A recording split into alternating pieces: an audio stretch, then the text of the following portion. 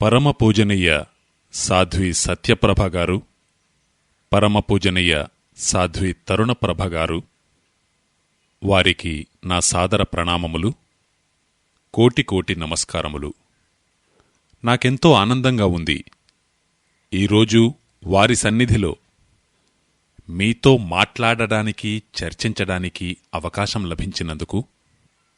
నేను మీతో నిన్న, మొన్న, అంతకు ముందు రోజు 3 రోజులుగా గావిస్తున్న చర్చను మరింత ముందుకు కొనసాగిస్తున్నాను. ఈరోజు నేను చెప్పబోయే విషయం మీకు చాలా ప్రధానమైనదిగా భావిస్తున్నాను. నేనిప్పటివరకు మీతో కొన్ని అష్టాంగ హృదయంలోని సూత్రాలపై మాట్లాడాను. మీకు తెలుసు, ఒకటి థీరీ అయి ఉంటుంది, మరొకటి ప్రాక్టికల్ అయి ఉంటుంది. నేనిప్పటివరకు మీతో థీరీ గురించి మాట్లాడినట్లు థీరీలో మిగిలిన మరికొంత భాగాన్ని కొద్దిసేపు చర్చిస్తాను. ఆ తరువాత నేను మీతో ప్రాక్టికల్ విషయాలు కూడా చర్చిస్తాను. ఇదే విషయాన్ని మరో కోణంలో చెప్పాలంటే, మీలో ఎవరైనా న్యాయవాద వృత్తికి సంబంధించిన వారెవరైనా ఉంటే, న్యాయవాదులెవరైనా ఉంటే మీకర్థమవుతుంది, కోర్టు జడ్జిమెంట్ ఇచ్చినప్పుడు, తన నిర్ణయాన్ని తెలియజేసినప్పుడు అందులో ఆపరేటివ్ పార్ట్ ఒకటుంటుంది, ఫంక్షనల్ ఆపరేటివ్ పార్ట్. అది ఈ రోజు నుంచి ప్రారంభమవుతుంది. ఇలా చెప్పవచ్చు, ఇంతవరకు నేను మీకు చెప్పినవి సూత్రరూపంలో ఉన్న సైద్ధాంతిక విషయాలు. అయితే సరళమైన భాషలో వైజ్ఞానిక శాస్త్రంతో జోడించి మీ ముందుంచడానికి ప్రయత్నించాను, వివరించడానికి ప్రయత్నించాను. ఈరోజు మరికొన్ని విషయాలు మీరు దైనందిక జీవితంలో పాటించవలసినవి. ఈ సూత్రాలనెలాగూ పాటించవలసినదే, ఇందుకు మరో దారి లేదు. అయితే ఈ సూత్రాల తరువాత కూడా మరెంతో ఉంది. వాగ్భటులు చెప్పినది. సాధ్విగారిక్కడున్నారు, వారికి తెలియడం కోసం ఒక చిన్న విషయం, అది మీకు పాత విషయమే కావచ్చు, వారికి మాత్రం అది క్రొత్త విషయమే. నేను వారికి ఈ విషయాలు చెప్పడానికి మరొక కారణమేమిటంటే, వారు వ్యాఖ్యానిస్తున్నప్పుడు కూడా ఈ విషయాన్ని వందలాది మందికి తెలియజేయవచ్చు. సాధ్వీజీ, ఇక్కడ మేము 3,500 సంవత్సరాల క్రితం మన భారతదేశంలో జన్మించిన వాగ్భటుడు అనే ఒక మహాత్ముని బోధలను గురించి చర్చిస్తున్నాం. వారు వ్రాసిన 2 శాస్త్రీయమైన గ్రంథాలపై మేము మాట్లాడుతున్నాం. వారు వ్రాసిన మొదటి పుస్తకం అష్టాంగ హృదయం, వారు వ్రాసిన 2వ పుస్తకం అష్టాంగ సంగ్రహం. ఈ 2 గ్రంథాల్లోనూ వాగ్భట మహర్షి 7,000 సూత్రాలు రచించారు, సంస్కృతంలో వ్రాశారు. ఈ సూత్రాలు మన జీవితానికి సంబంధించినవి. మన జీవితంలో మనం ఆరోగ్యంగా ఉండాలంటే, రోగరహితులుగా ఉండాలంటే మనమేమేం చేయాలి, ఈ అంశంపై సూత్రాలను వాగ్భటాచార్యులు రచించారు. వాగ్భటులు చరక మహర్షి శిష్యులు. చరకుని పేరు మనందరికీ తెలుసు. చరకుని శిష్యుల్లో వారొకరు. చరకుని శిష్యులలో అత్యంత బుద్ధిమంతులలో ఒకరిగా వారి పేరు ఎంచబడుతూ ఉంటుంది. చాలా ఇంటెలిజెంట్ శిష్యులు వారు. చరక ఋషి ఎంత పరిశోధన చేశాడో, వాగ్భటుడు అంతకంటే ఎక్కువ పరిశోధన చేశాడు. వారు 135 సంవత్సరాలు జీవించారు. ఆ 135 సంవత్సరాలలో కేవలం 18 సంవత్సరాలు తప్ప, ఆ 18 సంవత్సరాల విషయంలో వారంటారు, నేను ఆ సమయాన్ని ప్రాథమిక విద్యాధ్యయనానికి వెచ్చించాను. ఆ 18 ఏళ్ళు తప్ప తక్కిన వారి జీవితమంతా వారెంతో లోతైన పరిశోధనల్లో గడిపారు. వారొక సూత్రాన్ని వ్రాశారు అంటే దానిపై 50కి పైగా అబ్జర్వేషన్స్ చేశారు. ఈరోజు విజ్ఞానశాస్త్రం ఏదైతే ఉందో, ఆధునిక విజ్ఞానశాస్త్రమని మనం దేన్నైతే పిలుస్తున్నామో, ఇది పూర్తిగా అబ్జర్వేషన్స్పై ఆధారపడి ఉంటుంది. అబ్జర్వేషన్ అంటే పరీక్షించడం. వారేదైనా సూత్రాన్ని చెప్పారు అంటే దానిపై 50 ప్రయోగాలకు పైగా చేసి పరీక్షించారు. వేరువేరు పరిస్థితుల్లో వేరువేరు వ్యక్తులపై చేసి చూశారు. అప్పుడు నిర్ధారించబడిన పరిణామాన్నే వారు సూత్రంగా నిర్దేశించారు. ఇప్పుడు మనం ఊహించవచ్చు, మొత్తం 7,000 సూత్రాలలో ఒక్కొక్క సూత్రంపై వారు 50 చొప్పున ప్రయోగాలు చేయడంలోనే వారి జీవితమంతా గడిచిపోయింది. మహర్షి వాగ్భటులు ఆజన్మ బ్రహ్మచారి, వారు గృహస్థాశ్రమాన్ని స్వీకరించలేదు. అయితే వారి ఉద్దేశ్యంలో గృహస్థాశ్రమం ఎంతో గొప్పది.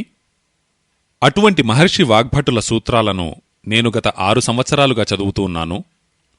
భారతదేశంలో ఇప్పుడున్న పరిస్థితుల్లో నా విశ్వాసం ప్రకారం అవి చాలా అవసరమైనవి.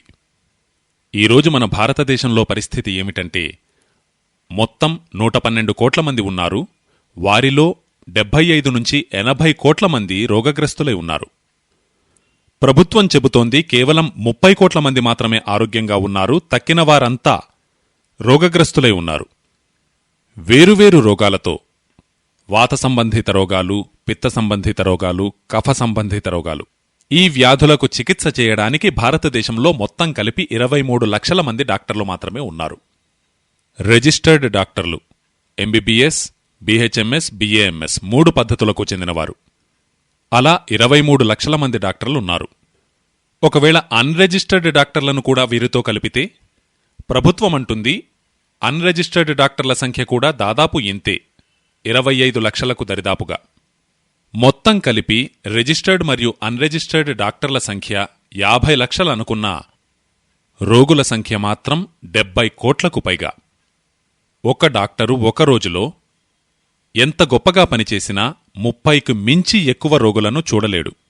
నేనొక రోజు లెక్క కడితే 30 రోగులకు ఒక డాక్టర్ చొప్పున తీసుకున్నా 50 లక్షల డాక్టర్ల విషయంలో 1.5 కోటి మంది రోగులను మాత్రమే వారు చూడగలుగుతారు అతి కష్టం మీద. అటువంటిది రోగులు మాత్రం 75 నుంచి 80 కోట్ల మందున్నారు. వాగ్భటులు ఒక సూత్రాన్ని వ్రాసి వెళ్లారు. అది ఏమిటంటే, ప్రతి వ్యక్తి తన చికిత్సను తానే చేసుకోవచ్చు. ఈ విషయంలో వారంటారు 85% చికిత్స ఎంతో సరళమైనది, దానిని ప్రతి వ్యక్తి తనకు తానే చేసుకోవచ్చు. కేవలం 15% చికిత్స విషయంలో మాత్రమే మీకు ప్రత్యేక పరిజ్ఞానమున్న వ్యక్తి యొక్క అవసరం పడుతుంది. నేను భావించాను, ఈ 85% చికిత్సా విధానమేదైతే ఉందో ఇది జనులకు చేరగలిగితే ఎంతో మేలు జరుగుతుంది అన్న భావంతో ఈ వ్యాఖ్యానముల పరంపరను ప్రారంభించాను. ఇక్కడ శ్రీమతి ప్రభాదేవి జయప్రకాష్ గార్ల పేరుపై నడిచే ఒక ట్రస్ట్ ఉంది. ఆ ట్రస్ట్ యొక్క ముఖ్య వ్యక్తి శ్రీ శోభాకాంత్ దాస్ గారు, వారి కుమారులు ప్రదీప్ భాయ్, వారి సహచరులు నిరంజన్ భాయ్, మేఘాణిజీ, వీరందరూ కలిసి ఈ కార్యక్రమాన్ని ఏర్పాటు చేశారు. నా జీవితంలో ఈ విషయంపై నేనిస్తున్న మొట్టమొదటి వ్యాఖ్యానమిది. ఇంతకు పూర్వం నేనీ విషయం మీద ఎక్కడా మాట్లాడనే లేదు, ఎందుకంటే ఇంతకాలం నేను అధ్యయనమే చేస్తూ వచ్చాను. దీనిమీద చర్చించాలన్న విషయం ఎలా ప్రారంభమైందంటే, ఒకసారి నేను శోభాకాంత్ గారి ఇంట్లో భోజనం చేస్తూ ఉన్నాను. ప్రదీప్ భాయ్ గారితో మాట్లాడుతూ ఉంటే ఈ విషయంపై మాట్లాడితే ఎలా ఉంటుంది అన్న అంశం వచ్చింది. అలా అనుకోకుండా ఇది నిర్ణయించబడింది. కానీ నాకనిపిస్తుంది ఇది మాత్రం సార్థకమైనట్లే.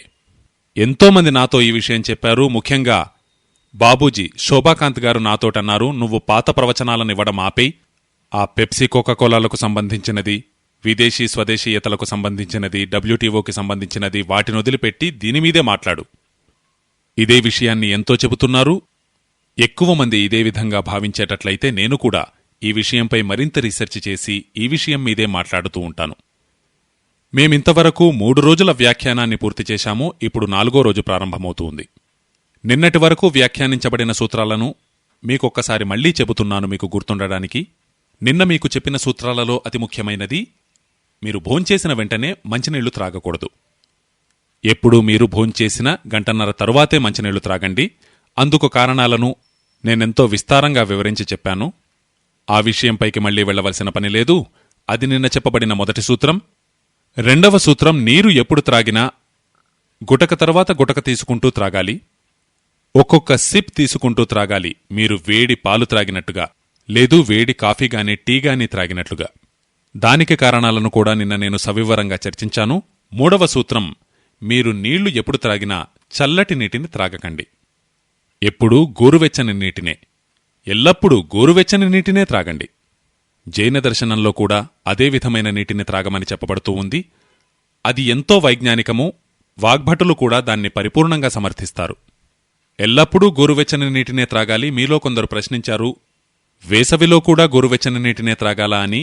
వాగ్భటుల ప్రకారం మాత్రం వేసవిలో కూడా గోరువెచ్చని నీటినే త్రాగాలి. అయితే మరీ ఇబ్బందిగా ఉంటే మాత్రం మట్టిపాత్రలోని నీటిని మీరు వేసవికాలంలో 3-4 నెలలు త్రాగవచ్చు. నిన్న చెప్పబడిన 4వ సూత్రం, నీటిని ఉదయం లేవడంతోటే తప్పకుండా త్రాగాలి. అంటే ప్రాతకాలాన్ని జలంతోటే ప్రారంభించాలి. అందులో నేను చెప్పినట్లుగా నోటిని పుక్కిలించి ఉయ్యకుండా నిద్రలేవడంతోటే నీటిని త్రాగాలి. ఎందుకంటే నేను చెప్పినట్లుగా రాత్రి మీరు పడుకున్న తరువాత నోటిలో తయారయ్యే లాలాజలం చాలా విలువైనది. అందులో ఎన్నో ఔషధీయ గుణాలుంటాయి. జైన దర్శనంలో దీనిని అహింసతో జోడించబడి చెప్పబడింది. అలా నేను చేసి కూడా చూశాను. ఉదయం పూట లాలాజలాన్ని పొరబాటున అయినా మీరేదైనా ఈగమీదగాని, దోమమీదగాని, చీమమీదగాని ఉమ్మివేస్తే అది వెంటనే చనిపోతుంది. ఉదయం పూట లాలాజలాన్ని మీరేదైనా చీమమీదగాని, పురుగుమీదగాని ఉమ్మివేస్తే అది వెంటనే చనిపోతుంది. ఎందుకంటే అందులోని ఔషధీయ గుణాలు చాలా ప్రబలంగా ఉంటాయి ఉదయం పూట. ఇలా జైన దర్శనం దీనిని అహింసతో జోడిస్తే, వాగ్భటుడు దీనిని దేహ ఆరోగ్యంతో జోడించి చెప్పాడు. ఈ 4 సూత్రాలు నిన్న మీకు చెప్పాను. ఇవి చాలా ఫంక్షనల్, ఇంకా ఆపరేటివ్. దీనికి ముందు 5 సూత్రాలను అంతకుముందు 2 రోజుల్లో నేను చెప్పాను. రాబోయే రోజుల్లో బహుశా ఒక్కరోజు నేను చెప్పిన సూత్రాలన్నిటినీ మళ్లీ తెలియజేస్తాను, మీరు వాటిని మరిచిపోకుండా గుర్తుపెట్టుకునే విధంగా. ఇక తరువాతి సూత్రాలు. నిన్నటి సూత్రాన్ని ముందుకు కొనసాగిస్తూ తరువాతి సూత్రం చెబుతున్నాను. వాగ్భటులు చాలా లోతైన విషయాన్ని చెబుతారు. ఈరోజు మన మధ్యలో సాధ్వీజీ ఉండడం వల్ల ఈ విషయాన్ని చెప్పడం నాకు మరింత ఉపయోగకరంగా అనిపిస్తూ ఉంది. నేను నిజానికి రేపు చెబుదామనుకున్నాను, కాని ఈరోజే చెబుతున్నాను.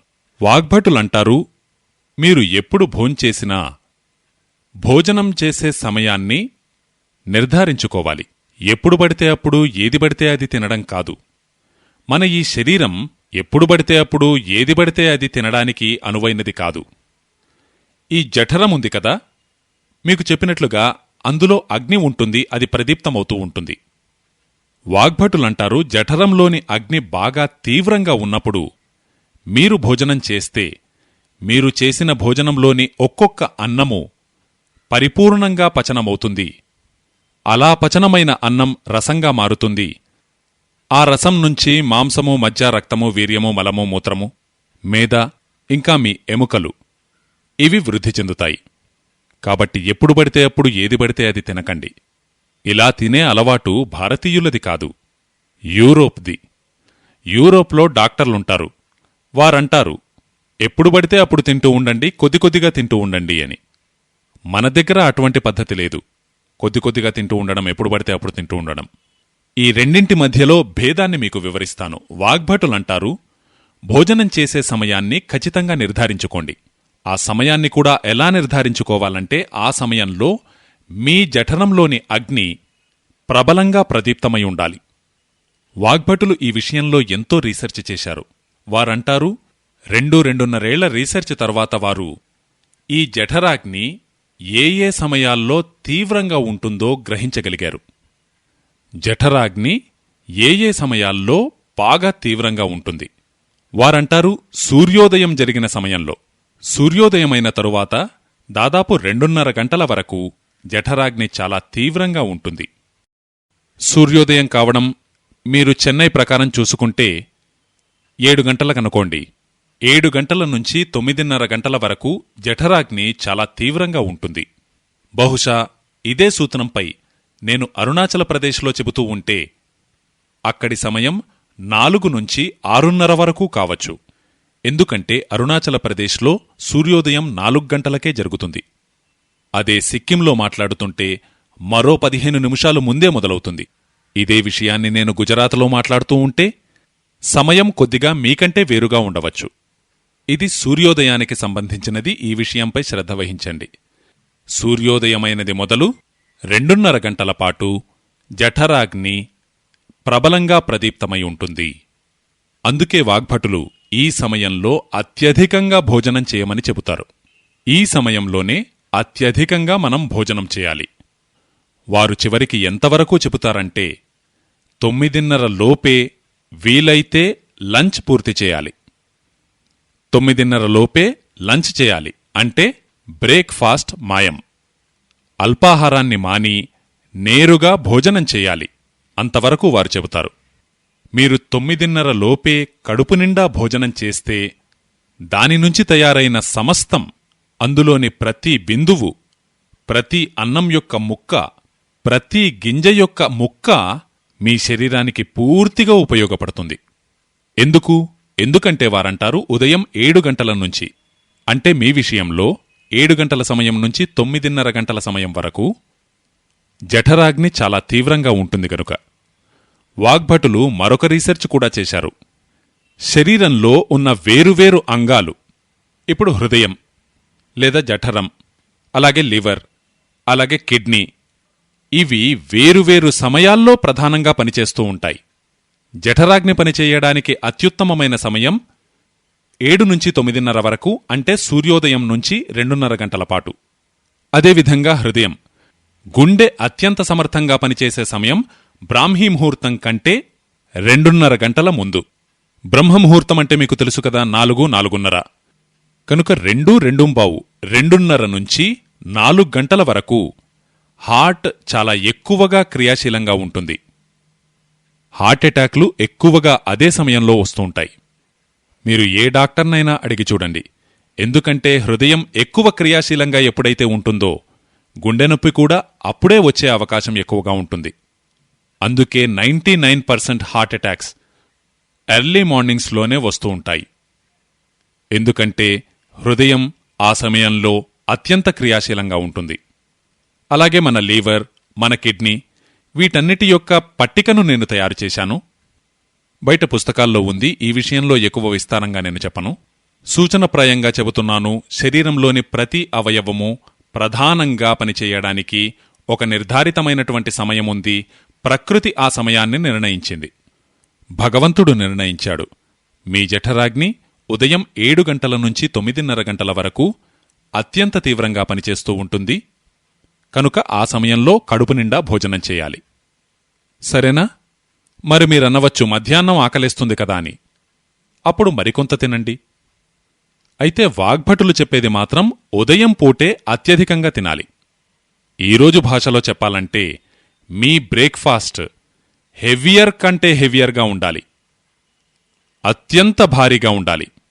బ్రేక్ఫాస్ట్ ఎంత తినగలరో తినండి, ఏం పర్వాలేదు. ఉదయం పూట కడుపు నిండా తినాలి. మధ్యాహ్నం పూట మీరు భోజనం చేసేటట్లయితే వారంటారు ఉదయం కంటే కొద్దిగా తక్కువగా తినాలి. మధ్యాహ్నం భోజనాన్ని ఉదయం భోజనం కంటే కొద్దిగా తగ్గించాలి. దాదాపు 3వ వంతు తగ్గించండి. ఇక రాత్రి భోజనానికి మరో 3వ వంతు తగ్గించండి.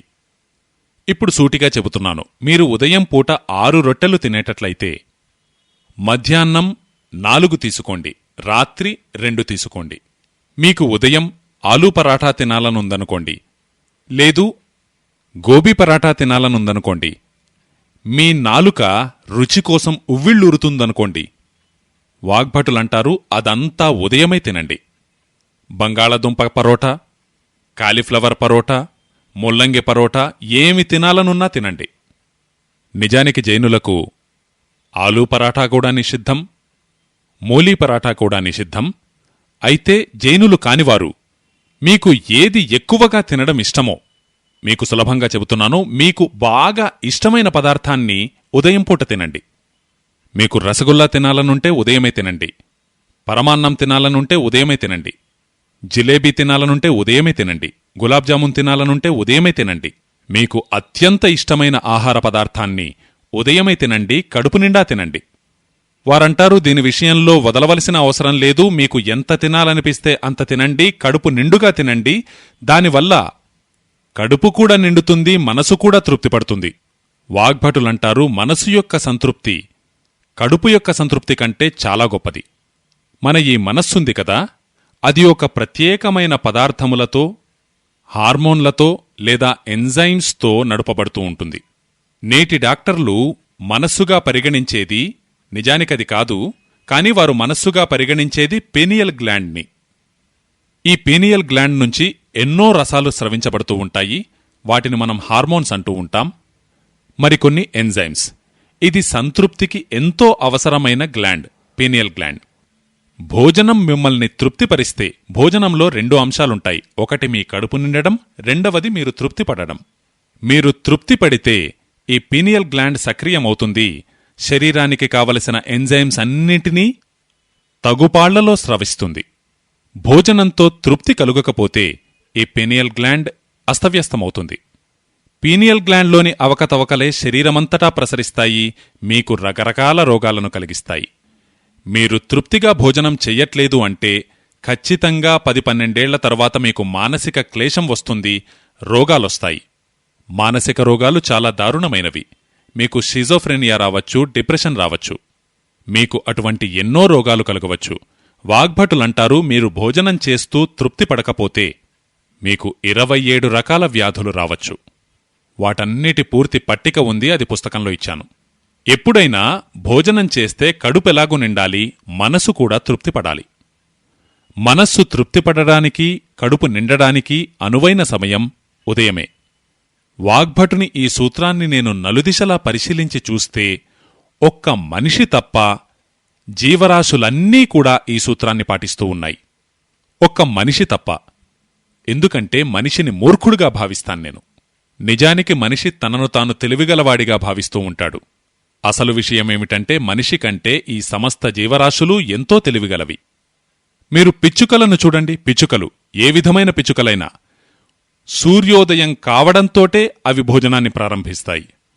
ఇంకా కడుపు నిండా తింటాయి. దాదాపు 6 గంటలకల్లా మీరు రాజస్థాన్లో గాని గుజరాత్లో గాని బయటికి వెళ్లి చూస్తే అవన్నీ భోజనం చేయడమనే పనిలో పూర్తిగా నిమగ్నమై ఉంటాయి. బాగా ఉత్సాహంగా తింటాయి. కడుపు నిండిన తరువాత 4 గంటల తరువాతే నీళ్లు త్రాగుతాయి. మధ్యాహ్నమే నీళ్లు త్రాగుతాయి. అలాగే ఆవును చూడండి. ఉదయం లేవడంతోటే, సూర్యోదయం కావడంతోటే ఆవు తినడం మొదలుపెడుతుంది. గేదెలు తినడం మొదలుపెడతాయి. మేకలు, గుర్రాలు, గాడిదలు అన్నీ ఉదయం లేవడంతోటే తినడం మొదలుపెడతాయి. కడుపు నిండా తింటాయి, ఉత్సాహంగా తింటాయి. తరువాత మధ్యాహ్నం విశ్రాంతినిస్తాయి. ఈ జీవరాశులన్నీ, ఈ జంతువులన్నీ, మీరు పామును చూసినా, తేలును చూసినా, పురుగులను చూసినా, చీమలను చూసినా, జంతువులన్నీ, జీవరాశులన్నీ కంటికి కనిపించేవి, కంటికి కనిపించనివి, అవన్నీ భోజనం చేసే సమయం సూర్యోదయమయ్యే సమయమే. సూర్యోదయమవ్వడంతోటే ఇవి భోజనం చేస్తాయి. అందుకే ఇవి మనకంటే ఎంతో ఆరోగ్యంగా ఉంటాయి. నేను మీతో ఎన్నోసార్లు చెప్పాను, మీరు నవ్వుతూ ఉంటారు గాని, ఏ పిచ్చుకకు డయాబెటీస్ రాదు, ఏ కోతికి హార్ట్అటాక్ రాదు. శరీర నిర్మాణంలో కోతి మనకు దగ్గరగానే ఉంటుంది కదా. కోతికి మనకు ఉన్న ఒకే ఒక తేడా ఏమిటంటే దానికి తోక ఉంది, మనకు లేదు. తక్కినదంతా ఒకటే. మీ గుండె కోతి యొక్క గుండె, మీ లివర్ కోతి యొక్క లివర్, మీ కిడ్నీ కోతి యొక్క కిడ్నీ, అంతా సమానమే. తల్లి గర్భాశయము, ఆడకోతి గర్భాశయము అంతా సమమే. ఒక్క తోక మాత్రమే లేదు, అంతే. మరి అటువంటిది ఆ కోతులకు డయాబెటీస్ రాదు, ఆర్థరైటిస్ రాదు, ఏమీ రాదు. నాకు చాలా దగ్గరి స్నేహితుడు ఒక ఆయన ఉన్నారు, డాక్టర్ రవీంద్రనాథ్ షాన్బాగ్. వారు కర్ణాటకలో ఉంటారు. కర్ణాటకలో ఉడుపి అన్న చోట ఉంటారు. వారు ఎంతో గొప్ప ప్రొఫెసర్, మెడికల్ కాలేజీలో పనిచేస్తారు. వారొక లోతైన రీసెర్చ్ చేశారు. వారన్నారు, నేను 15-16 సంవత్సరాల పాటు ఒక గంభీరమైన రీసెర్చ్ చేశాను కోతికి రోగం తెప్పేయడానికి. ఎందుకంటే వారెంతోమంది శాస్త్రజ్ఞుల దగ్గర విని ఉన్నారు కోతికెప్పుడూ రోగం రాదని. జబ్బు పడితే అది ఎలాగో చనిపోతుంది కదా, ఇక బ్రతికి ఉండదు. ఇలా కోతికి జబ్బు తెప్పించడానికి తాను రకరకాలైన వైరసు, బ్యాక్టీరియా కోతిలోనికి ఎక్కించడానికి ప్రయత్నించారు. ఒక్కోసారి ఇంజెక్షన్ ద్వారా, మరొకసారి రకరకాల పద్ధతుల ద్వారా. వారంటారు, 15 సంవత్సరాలుగా నేను విఫలున్నయ్యాను, కోతికి ఏ రోగమూ రాదు. నేను వారిని అడిగాను, మీరెలా చెప్పగలరు కోతికసలు జబ్బే రాదని? అంటే వారన్నారు, నేను కోతి కొలెస్ట్రాల్ పెంచడానికి ఎంతో ప్రయత్నించాను, అది పెరగనే పెరగదు. అప్పుడు ఆయన నాకు రహస్యం చెప్పారు, అది మీకు చెబుతున్నాను. అదేమిటంటే కోతి యొక్క రక్తంలోని RH ఫ్యాక్టర్ ప్రపంచంలో ఆదర్శవంతమైనది. ఇప్పుడు ఎవరైనా డాక్టర్ మీ RH ఫ్యాక్టర్ను కొలిచినట్లయితే దానిని కోతి యొక్క RH ఫ్యాక్టర్ తోటే కంపేర్ చేస్తారు. వారు మీకు ఆ విషయం చెప్పరనుకోండి, అది వేరే విషయం.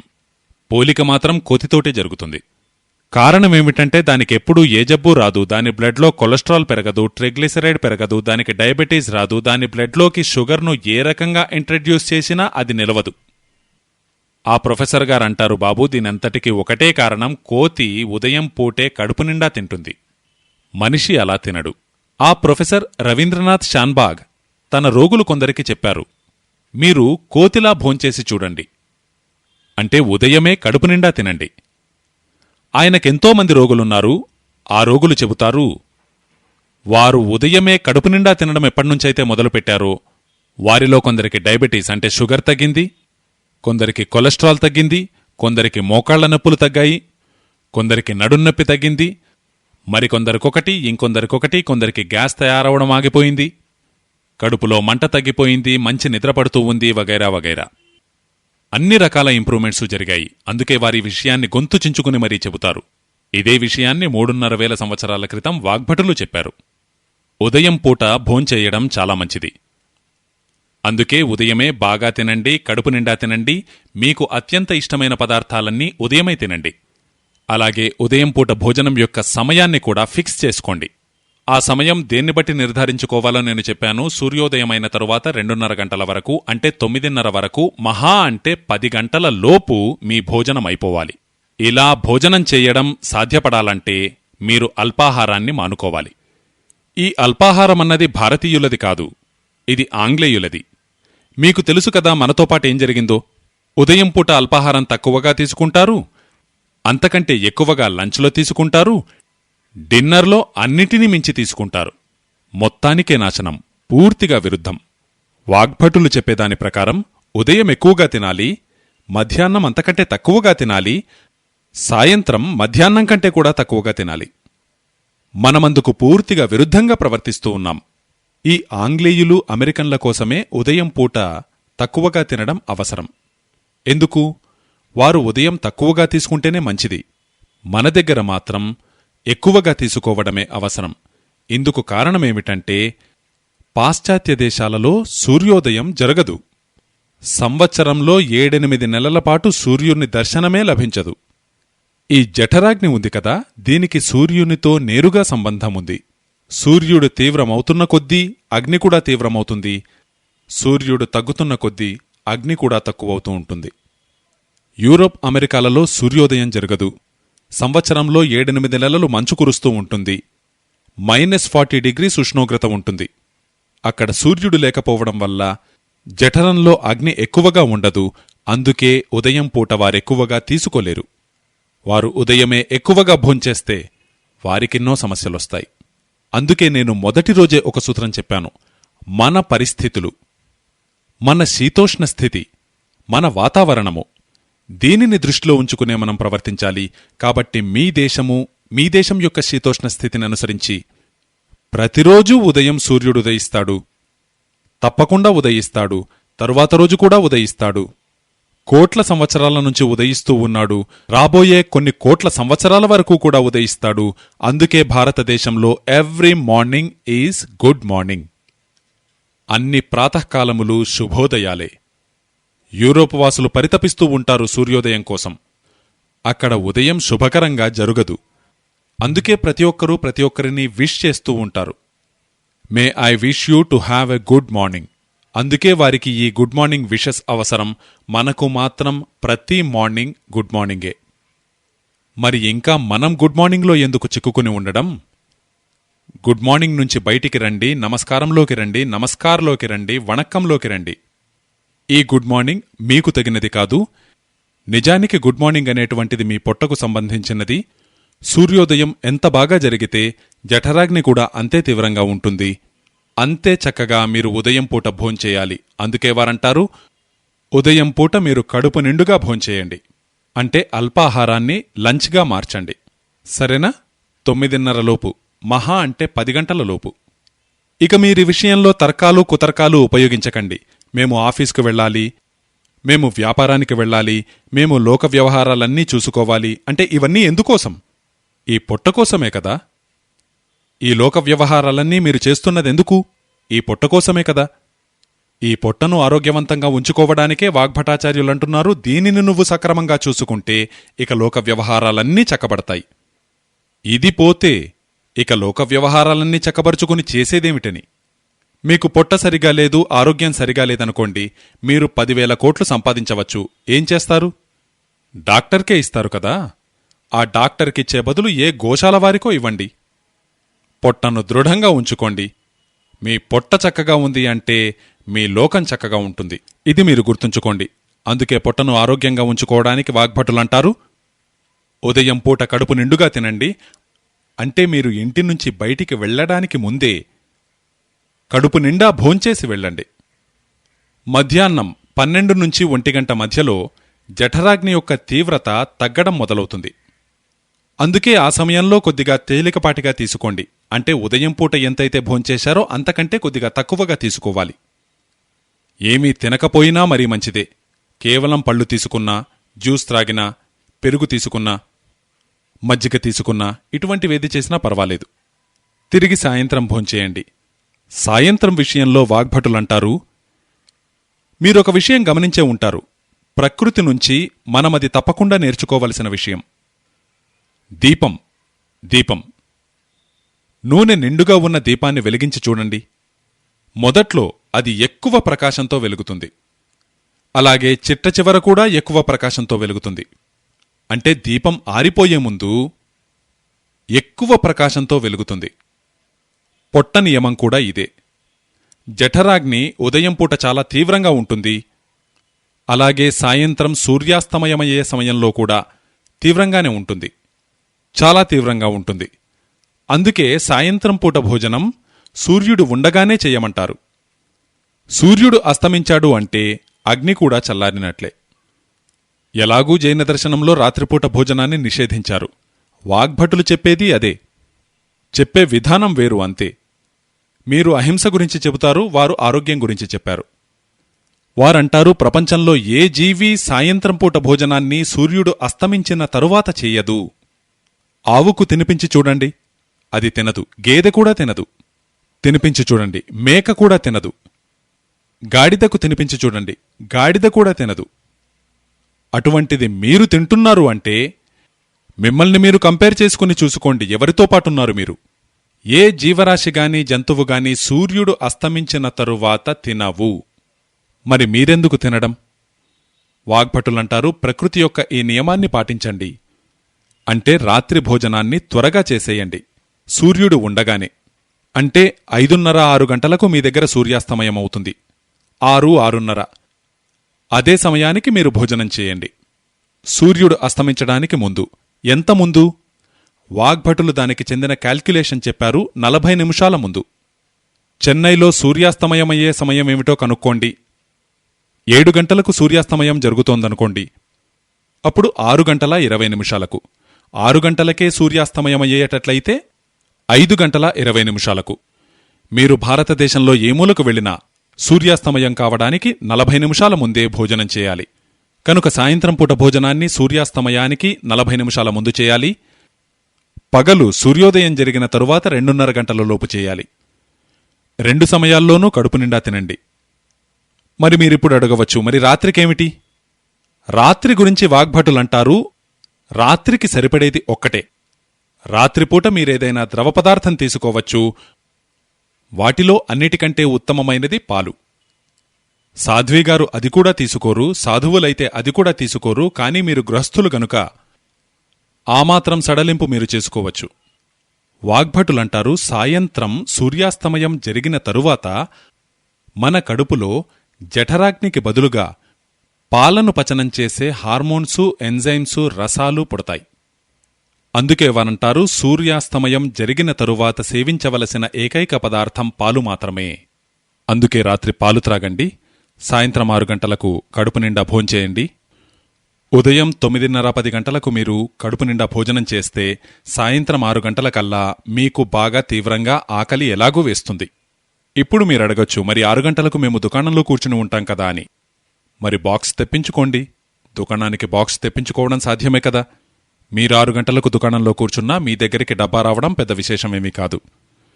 మీకు చేతులు జోడించి విన్నవిస్తున్నాను, మీలో ఎవరైనా డయాబెటిక్ పేషెంట్ ఉన్నా, ఆస్థమాటిక్ పేషెంట్ ఉన్నా, ఎవరికైనా వాతానికి చెందిన దారుణమైన రోగాలున్నా ఈ రోజు నుంచే ఈ సూత్రాన్ని పాటించడం ప్రారంభించండి. 3 నెలల తరువాత మీరే మాకు ఫోన్ చేసి చెబుతారు, రాజీవ్ భాయ్ నాకు గతంలో కన్నా ఎంతో బాగుందిప్పుడు అని, నా షుగర్ తగ్గిపోతూ ఉందని, ఆస్తమా మొదటి కంటే తగ్గిపోతూ ఉందని.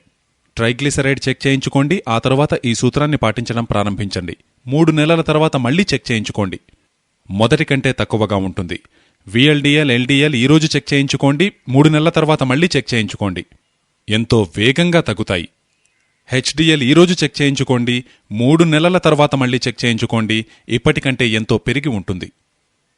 ఈ హెచ్డిఎల్ పెరగవలసిందే, ఎల్డిఎల్, విఎల్డిఎల్ తగ్గవలసినవే. కనుక వాగ్భటులు చెప్పినటువంటి ఈ సూత్రాన్ని మీరు నిజాయితీగా పాటించండి. అది మిమ్మల్ని ఆరోగ్యంగా ఉంచడంలో ఎంతగానో సహకరిస్తుంది. వాగ్భటులంటారు, మీరు భోజనం చేసినప్పుడల్లా ప్రతిసారి కూడా ఒక్క విషయంలో శ్రద్ధ వహించాలి. అదేమిటంటే, గుణము స్వభావములలో ఒకదానికొకటి పరస్పర విరుద్ధంగా ఉండేటువంటి 2 పదార్థములను ఒకేసారి తినకూడదు. 2 విరుద్ధ వస్తువులను ఒకేసారి ఎప్పుడూ తినకూడదు. సరళంగా ఇది సూత్రం. ఇప్పుడు మీరడుగుతారు, మరి మాకు ఆ విరుద్ధ వస్తువులేమిటో వాటి వివరాలు తెలియదు కదా అని. నేను మీకు కొన్ని విరుద్ధ వస్తువుల జాబితాను తెలియజేస్తాను. వాగ్భటుల వారు చెప్పిన డీటెయిల్డ్ జాబితాలో అయితే 103 పదార్థాలుంటాయి. అవి ఒకదానికొకటి పరస్పరం విరుద్ధమై ఉంటాయి. ఇప్పుడు ఆయన మొట్టమొదటగా చెప్పినటువంటి పదార్థములు ఉల్లిపాయ, పాలు. 2 ఒకదానికొకటి బద్ధశత్రువులు. పాలు, ఉల్లిపాయ ఒకేసారి గనక తీసుకుంటే ఎన్నో జబ్బులొచ్చి పడతాయి. అత్యధికంగా వచ్చే వ్యాధులు చర్మ సంబంధమైనవి. మీకు సొరియాసిస్ వస్తుంది, మీకు ఎగ్జిమా వస్తుంది, మీకు గజ్జి వస్తుంది, మీకు దురద పెడుతుంది. మీరు పాలు, ఉల్లిపాయ ఒకేసారి తీసుకునేటట్లయితే ఎప్పుడూ అలా తీసుకోకండి. అలాగే పనసకాయ మీకు తెలుసు కదా, జాక్ ఫ్రూట్.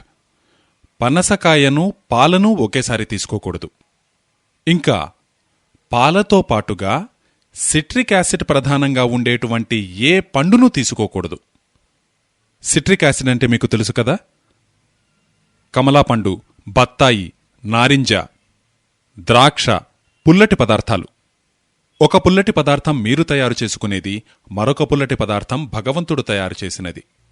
భగవంతుడు సృష్టించిన పుల్లటి పదార్థాలు పాలకు బద్ధశత్రువులు. వాగ్భటులు ఎన్నో సంవత్సరాలు రీసెర్చ్ చేసి చెప్పారు, పాలతో పాటుగా తీసుకోగలిగిన పుల్లటి పదార్థం ఒకే ఒకటి, అది ఉసిరికాయ. ఉసిరి మాత్రమే ఏకైక ఫలం.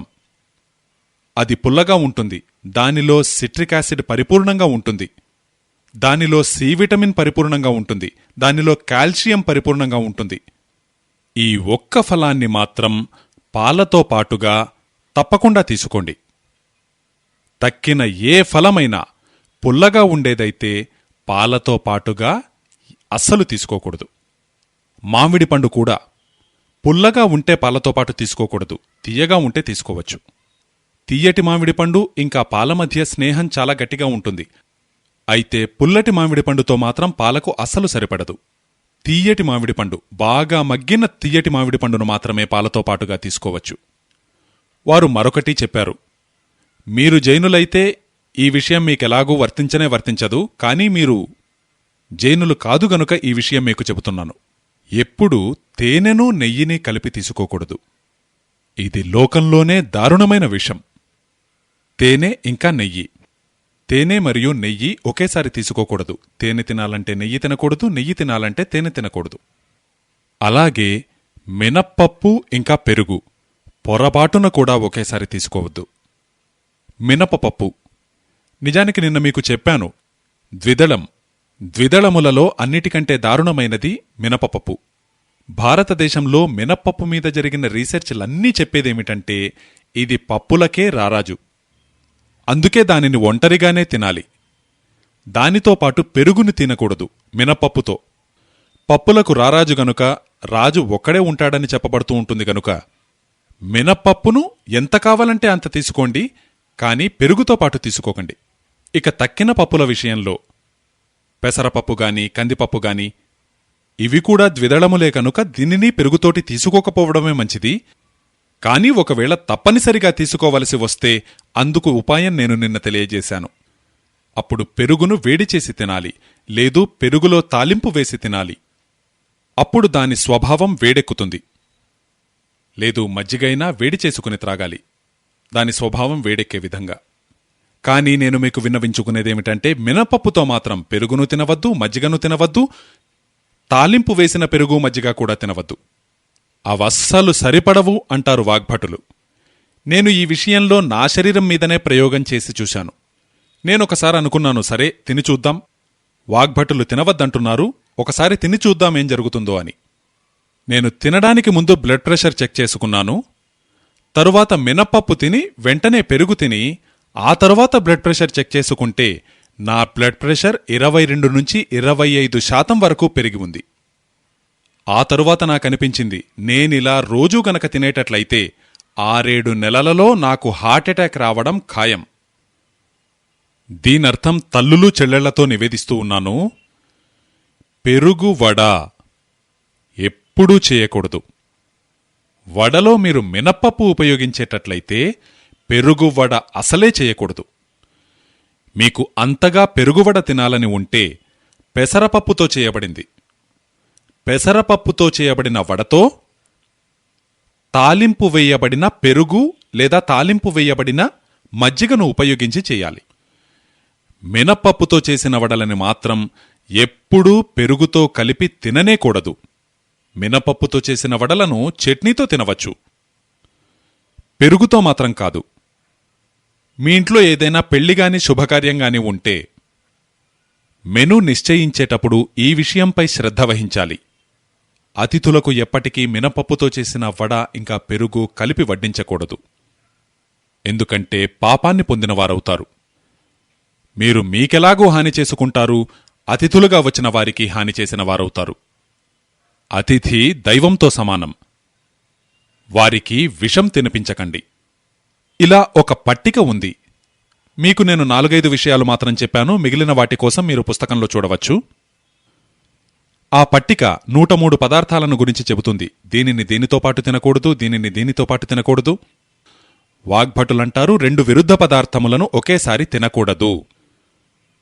అలాగే వారు తెలియజేస్తారు, మీరు ఈ సూత్రాన్ని కనుక క్రమం తప్పకుండా పాటించినట్లయితే మీరు జీవితాంతం నిస్సందేహంగా ఏ రోగమూ రాకుండా జీవించగలుగుతారు. కనుక ఈరోజు 2 సూత్రాలను గురించి మనం చర్చించుకున్నాం. ఇక 3వ సూత్రంలోకి వెళతాను. ఈరోజు చెప్పబోయే 3వ సూత్రం. వాగ్భటులంటారు, మీరు భోజనమెప్పుడు చేసినా నేలపై కూర్చుని మాత్రమే చేయాలి. నేలపై కూర్చుని చేయాలి. ఇప్పుడు నేను కూర్చున్నాను కదా, దీనిని ఆయుర్వేదం యొక్క భాషలో సుఖాసనం అంటారు. ఈ ఆసనంలో కూర్చుని భోంచేయాలి. ఎందుకు అలాగే తినాలి? మీ మనసులో ప్రశ్న ఉదయిస్తుంది. దీనికి సమాధానంగా వాగ్భటాచార్యులంటారు, ఈ సుఖాసనంలో కూర్చుని భోజనం చేయడం వల్ల మీ కడుపులో జఠరం ఉంది కదా, ఈ జఠరాగ్ని ఎంతో తీవ్రంగా ఉంటుంది. ఈ ప్రత్యేకమైన ఆసనంలో ఆ జఠరాగ్ని మరింత తీవ్రంగా ఉంటుంది. మీరిప్పుడు కుర్చీలో కూర్చున్నారు కదా, దీనివల్ల తీవ్రత తగ్గుతుంది. ఇక మీరు నిలబడితే తీవ్రత పూర్తిగా తగ్గిపోతుంది. కారణమేమిటి? మీకు శరీరాన్ని గురించి కొద్దిగా తెలుసు కదా. మన శరీరంలో కొన్ని చక్రాలున్నాయి. ఒక చక్రము ఇక్కడ వెనుక ఉంటుంది. మీ హిప్ జాయింట్స్ ఇంకా మీ వెన్నుపూస కలిసిన ప్రదేశంలో ఉంటుంది. అది చాలా ముఖ్యమైన చక్రం. అది మీరు ఈ విధంగా కూర్చున్నప్పుడే ప్రదీప్తమవుతుంది, అంటే చైతన్యవంతమవుతుంది. దాని ప్రభావం జఠరంపై నేరుగా పడుతుంది. ఈ ప్రభావాన్ని మీరు అనుభూతి చెందాలంటే మీరు నేలపై కూర్చునే భోంచేయండి. అలాగే వారంటారు, భోజనం చేసే పళ్ళెము మీరు కూర్చున్న స్థాయి కంటే ఎత్తులో ఉండాలి. అంటే ముందు ఏదైనా పీటనుగాను స్టూల్నుగాను ఉంచుకుని దానిపై పళ్ళాన్ని ఉంచుకుని తినాలి. వాగ్భటులు మరొక చక్కటి విషయాన్ని చెప్పారు. ఒకటేమిటంటే, ఈ సుఖాసనంలో కూర్చుని మీరు భోంచేయాలి. ఇది కాక మరొక ఆసనముంది. ఆ ఆసనంలో కూర్చుని కూడా మీరు భోంచేయచ్చు, మరే ఆసనంలోనూ చేయకూడదు. ఆవు పాలు పితికేటప్పుడు ఎలా కూర్చుంటారో మీకు తెలుసు కదా, అంతే అలాగే కూర్చుని భోంచేయాలి. పాలు పితికేటప్పుడు ఎలా కూర్చుంటారో ఆ స్థితిలో కూర్చుని భోంచేయాలి. అయితే ఇది మీకు వర్తించదు. ఎందుకంటే వారు తర్వాత ఒక సూత్రంలో చెబుతారు, ఎక్కువ శారీరక శ్రమ చేసేవారు, శారీరక శ్రమ అధికంగా చేసేవారు అంటే రైతులు, కార్మికులు, వారు ఇలా గొంతుకు కూర్చుని భోంచేయడం చాలా మంచిది. వారలా భోంచేస్తారు కూడా. అంటే వారందరూ వాగ్భటుని అనుచరులే. అయితే మీలా శారీరక శ్రమ తక్కువగా ఉన్నవారు ఈ సుఖాసనంలో కూర్చుని భోంచేయడమే మంచిది. మీరు ఈ రోజు నుంచి ఒక అబ్జర్వేషన్ను ప్రారంభించండి. మీలో ఎవరైతే పొట్ట ముందుకు వచ్చి ఇబ్బంది పడుతున్నారో వారందరూ ఈ ఆసనంలో కూర్చుని భోజనం చేయడం ప్రారంభించండి. 3 నెలల తర్వాత మీరే చూడండి, వారి పొట్ట ముందుకంటే లోనికి వెళ్లి ఉంటుంది గాని ముందుకు రాదు. ఇక ఇలా డైనింగ్ టేబుల్ మీద కూర్చుని తింటుంటే మాత్రం పొట్ట ముందుకి పోతూనే ఉంటుంది.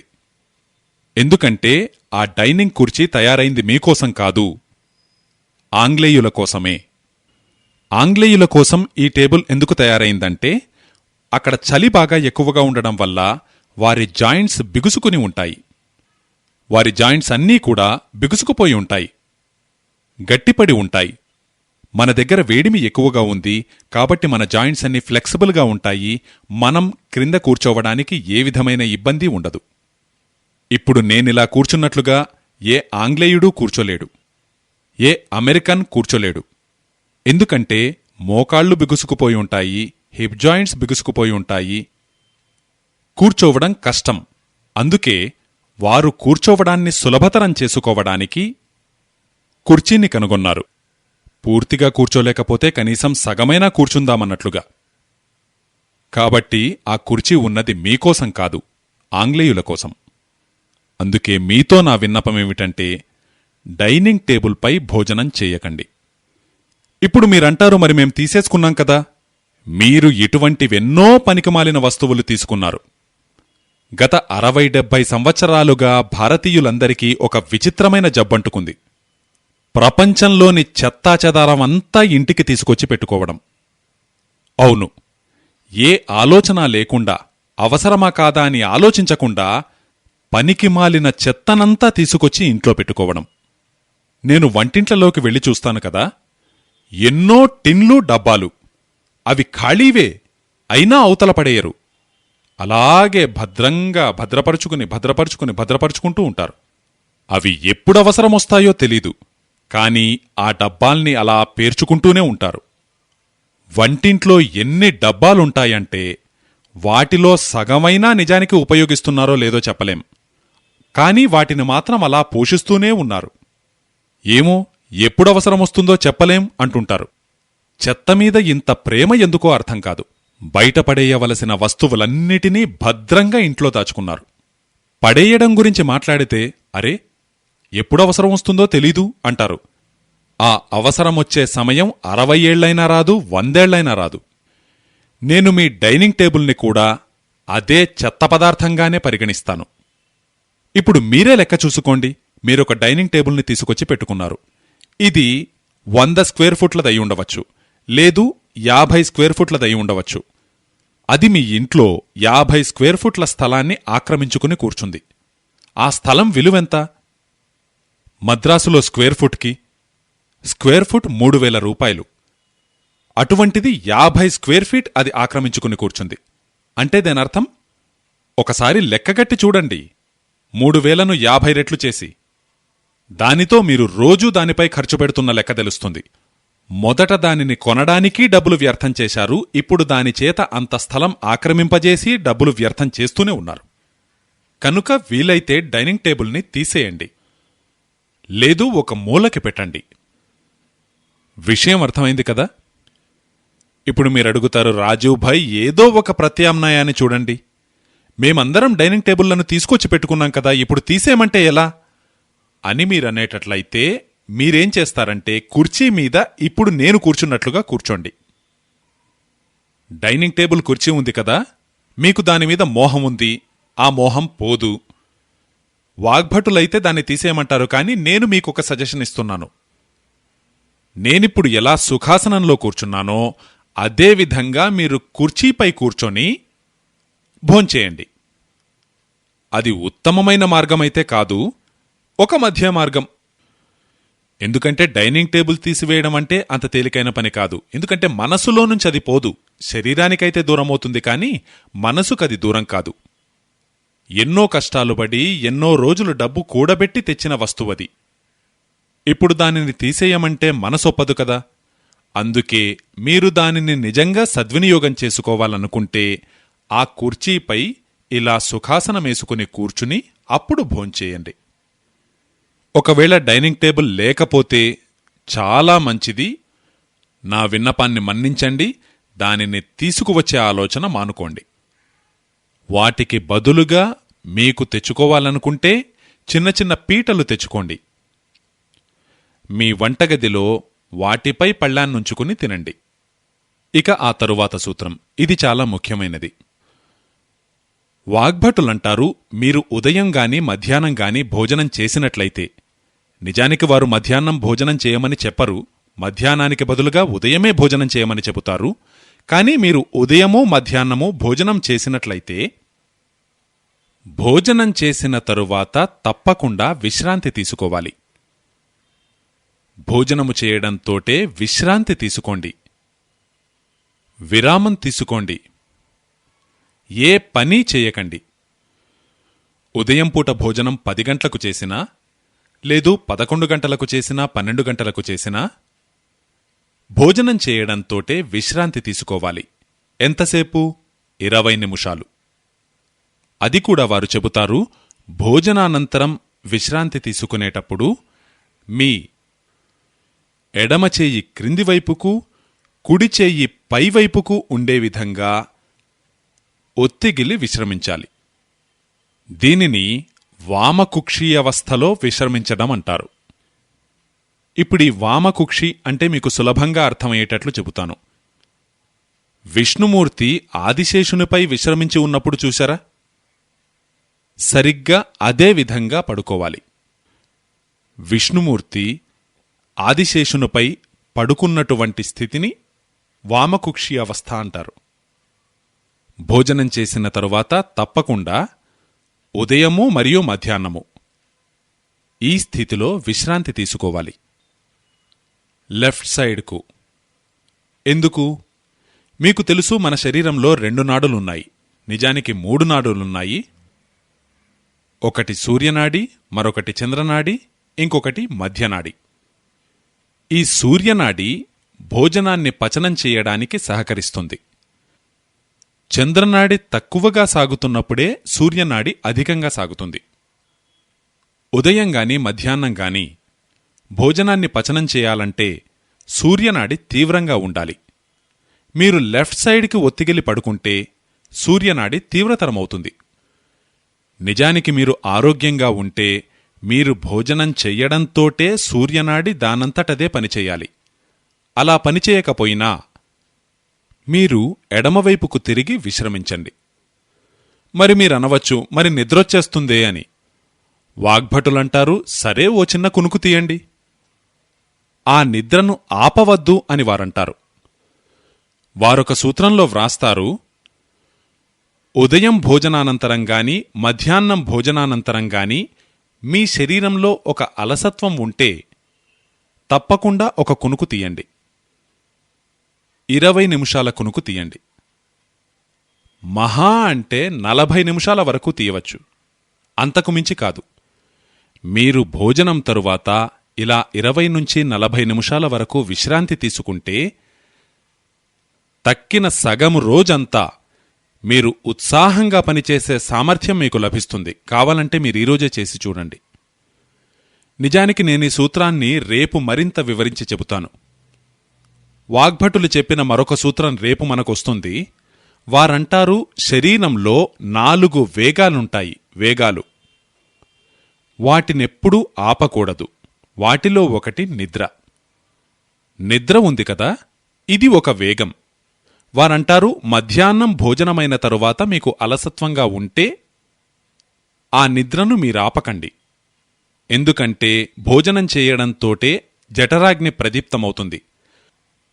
అగ్ని ప్రదీప్తం కావడానికి నిన్న మీకు చెప్పాను కదా, బ్లడ్ సర్క్యులేషన్ అవసరమవుతుంది. కనుక శరీరంలోని మిగతా భాగాలలోని రక్తమంతా భోజనం జీర్ణమయ్యే వరకు పొట్ట దగ్గర కేంద్రీకృతమవుతుంది. దానితో మిగతా భాగాలలో రక్తం తక్కువగా ఉంటుంది. ఈ కారణంగా ప్రెషర్ పెరుగుతుంది. మొత్తం రక్తమంతా ఒకే దగ్గరికి వచ్చినప్పుడు మిగతా అవయవాలు ఇబ్బంది పడతాయా లేదా? అలా బ్రెయిన్కు ప్రెషర్ వస్తుంది. అందుకు బ్రెయిన్ రిలాక్స్ కావాలనుకుంటుంది. కనుక భోజనం చేసిన తరువాత అలసత్వం కలుగుతుంది. ఇది ప్రకృతి యొక్క నియమం. మరి మీరు ఆ నిద్రను తీసుకోవచ్చు కదా, వదలడమెందుకు? ఎంతో విలువైనది, జనాలకు దొరకడం లేదు. మాత్రలు మింగుతూ ఉంటారు దానికోసం. అయినా రాదు. కోట్ల రూపాయలున్నవారికి నేను చూశాను, నిద్రే రాదు. అటువంటిది దానంతటది మీకు వస్తూ ఉంది అంటే మీరెంతో అదృష్టవంతులు. కనుక మధ్యాహ్నం ఒక చిన్న కునుకు తీయండి. నేను మీకు మరో చిన్న విషయం తెలియజేస్తున్నానేమిటంటే, వాగ్భటుల ఈ సూత్రం మీద ఈ మధ్య యూరోప్లోనూ అమెరికాలోనూ చాలా రీసెర్చ్ జరుగుతూ ఉంది. ఈ మధ్య ఆస్ట్రేలియాలోనూ బ్రెజిల్లోనూ ఇంకా మెక్సికోలోనూ ఎన్నో కంపెనీల వారు లంచ్ తర్వాత తమ ఉద్యోగులకు బ్రేక్ ఇవ్వడం మొదలుపెట్టారు.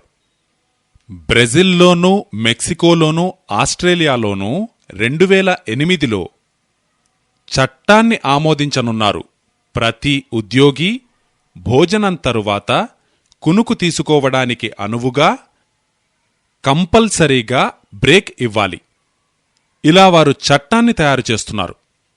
దానితో కంపెనీలన్నిటికీ ప్రభుత్వం నుంచి ఆర్డర్ వచ్చింది. మీ ఆఫీస్ను ఏ విధంగా డిజైన్ చేయాలంటే అక్కడి ప్రతి ఉద్యోగి భోజనం చేసిన తరువాత కునుకు తీయడానికి అనువుగా ఉండేటట్లుగా చేయాలి.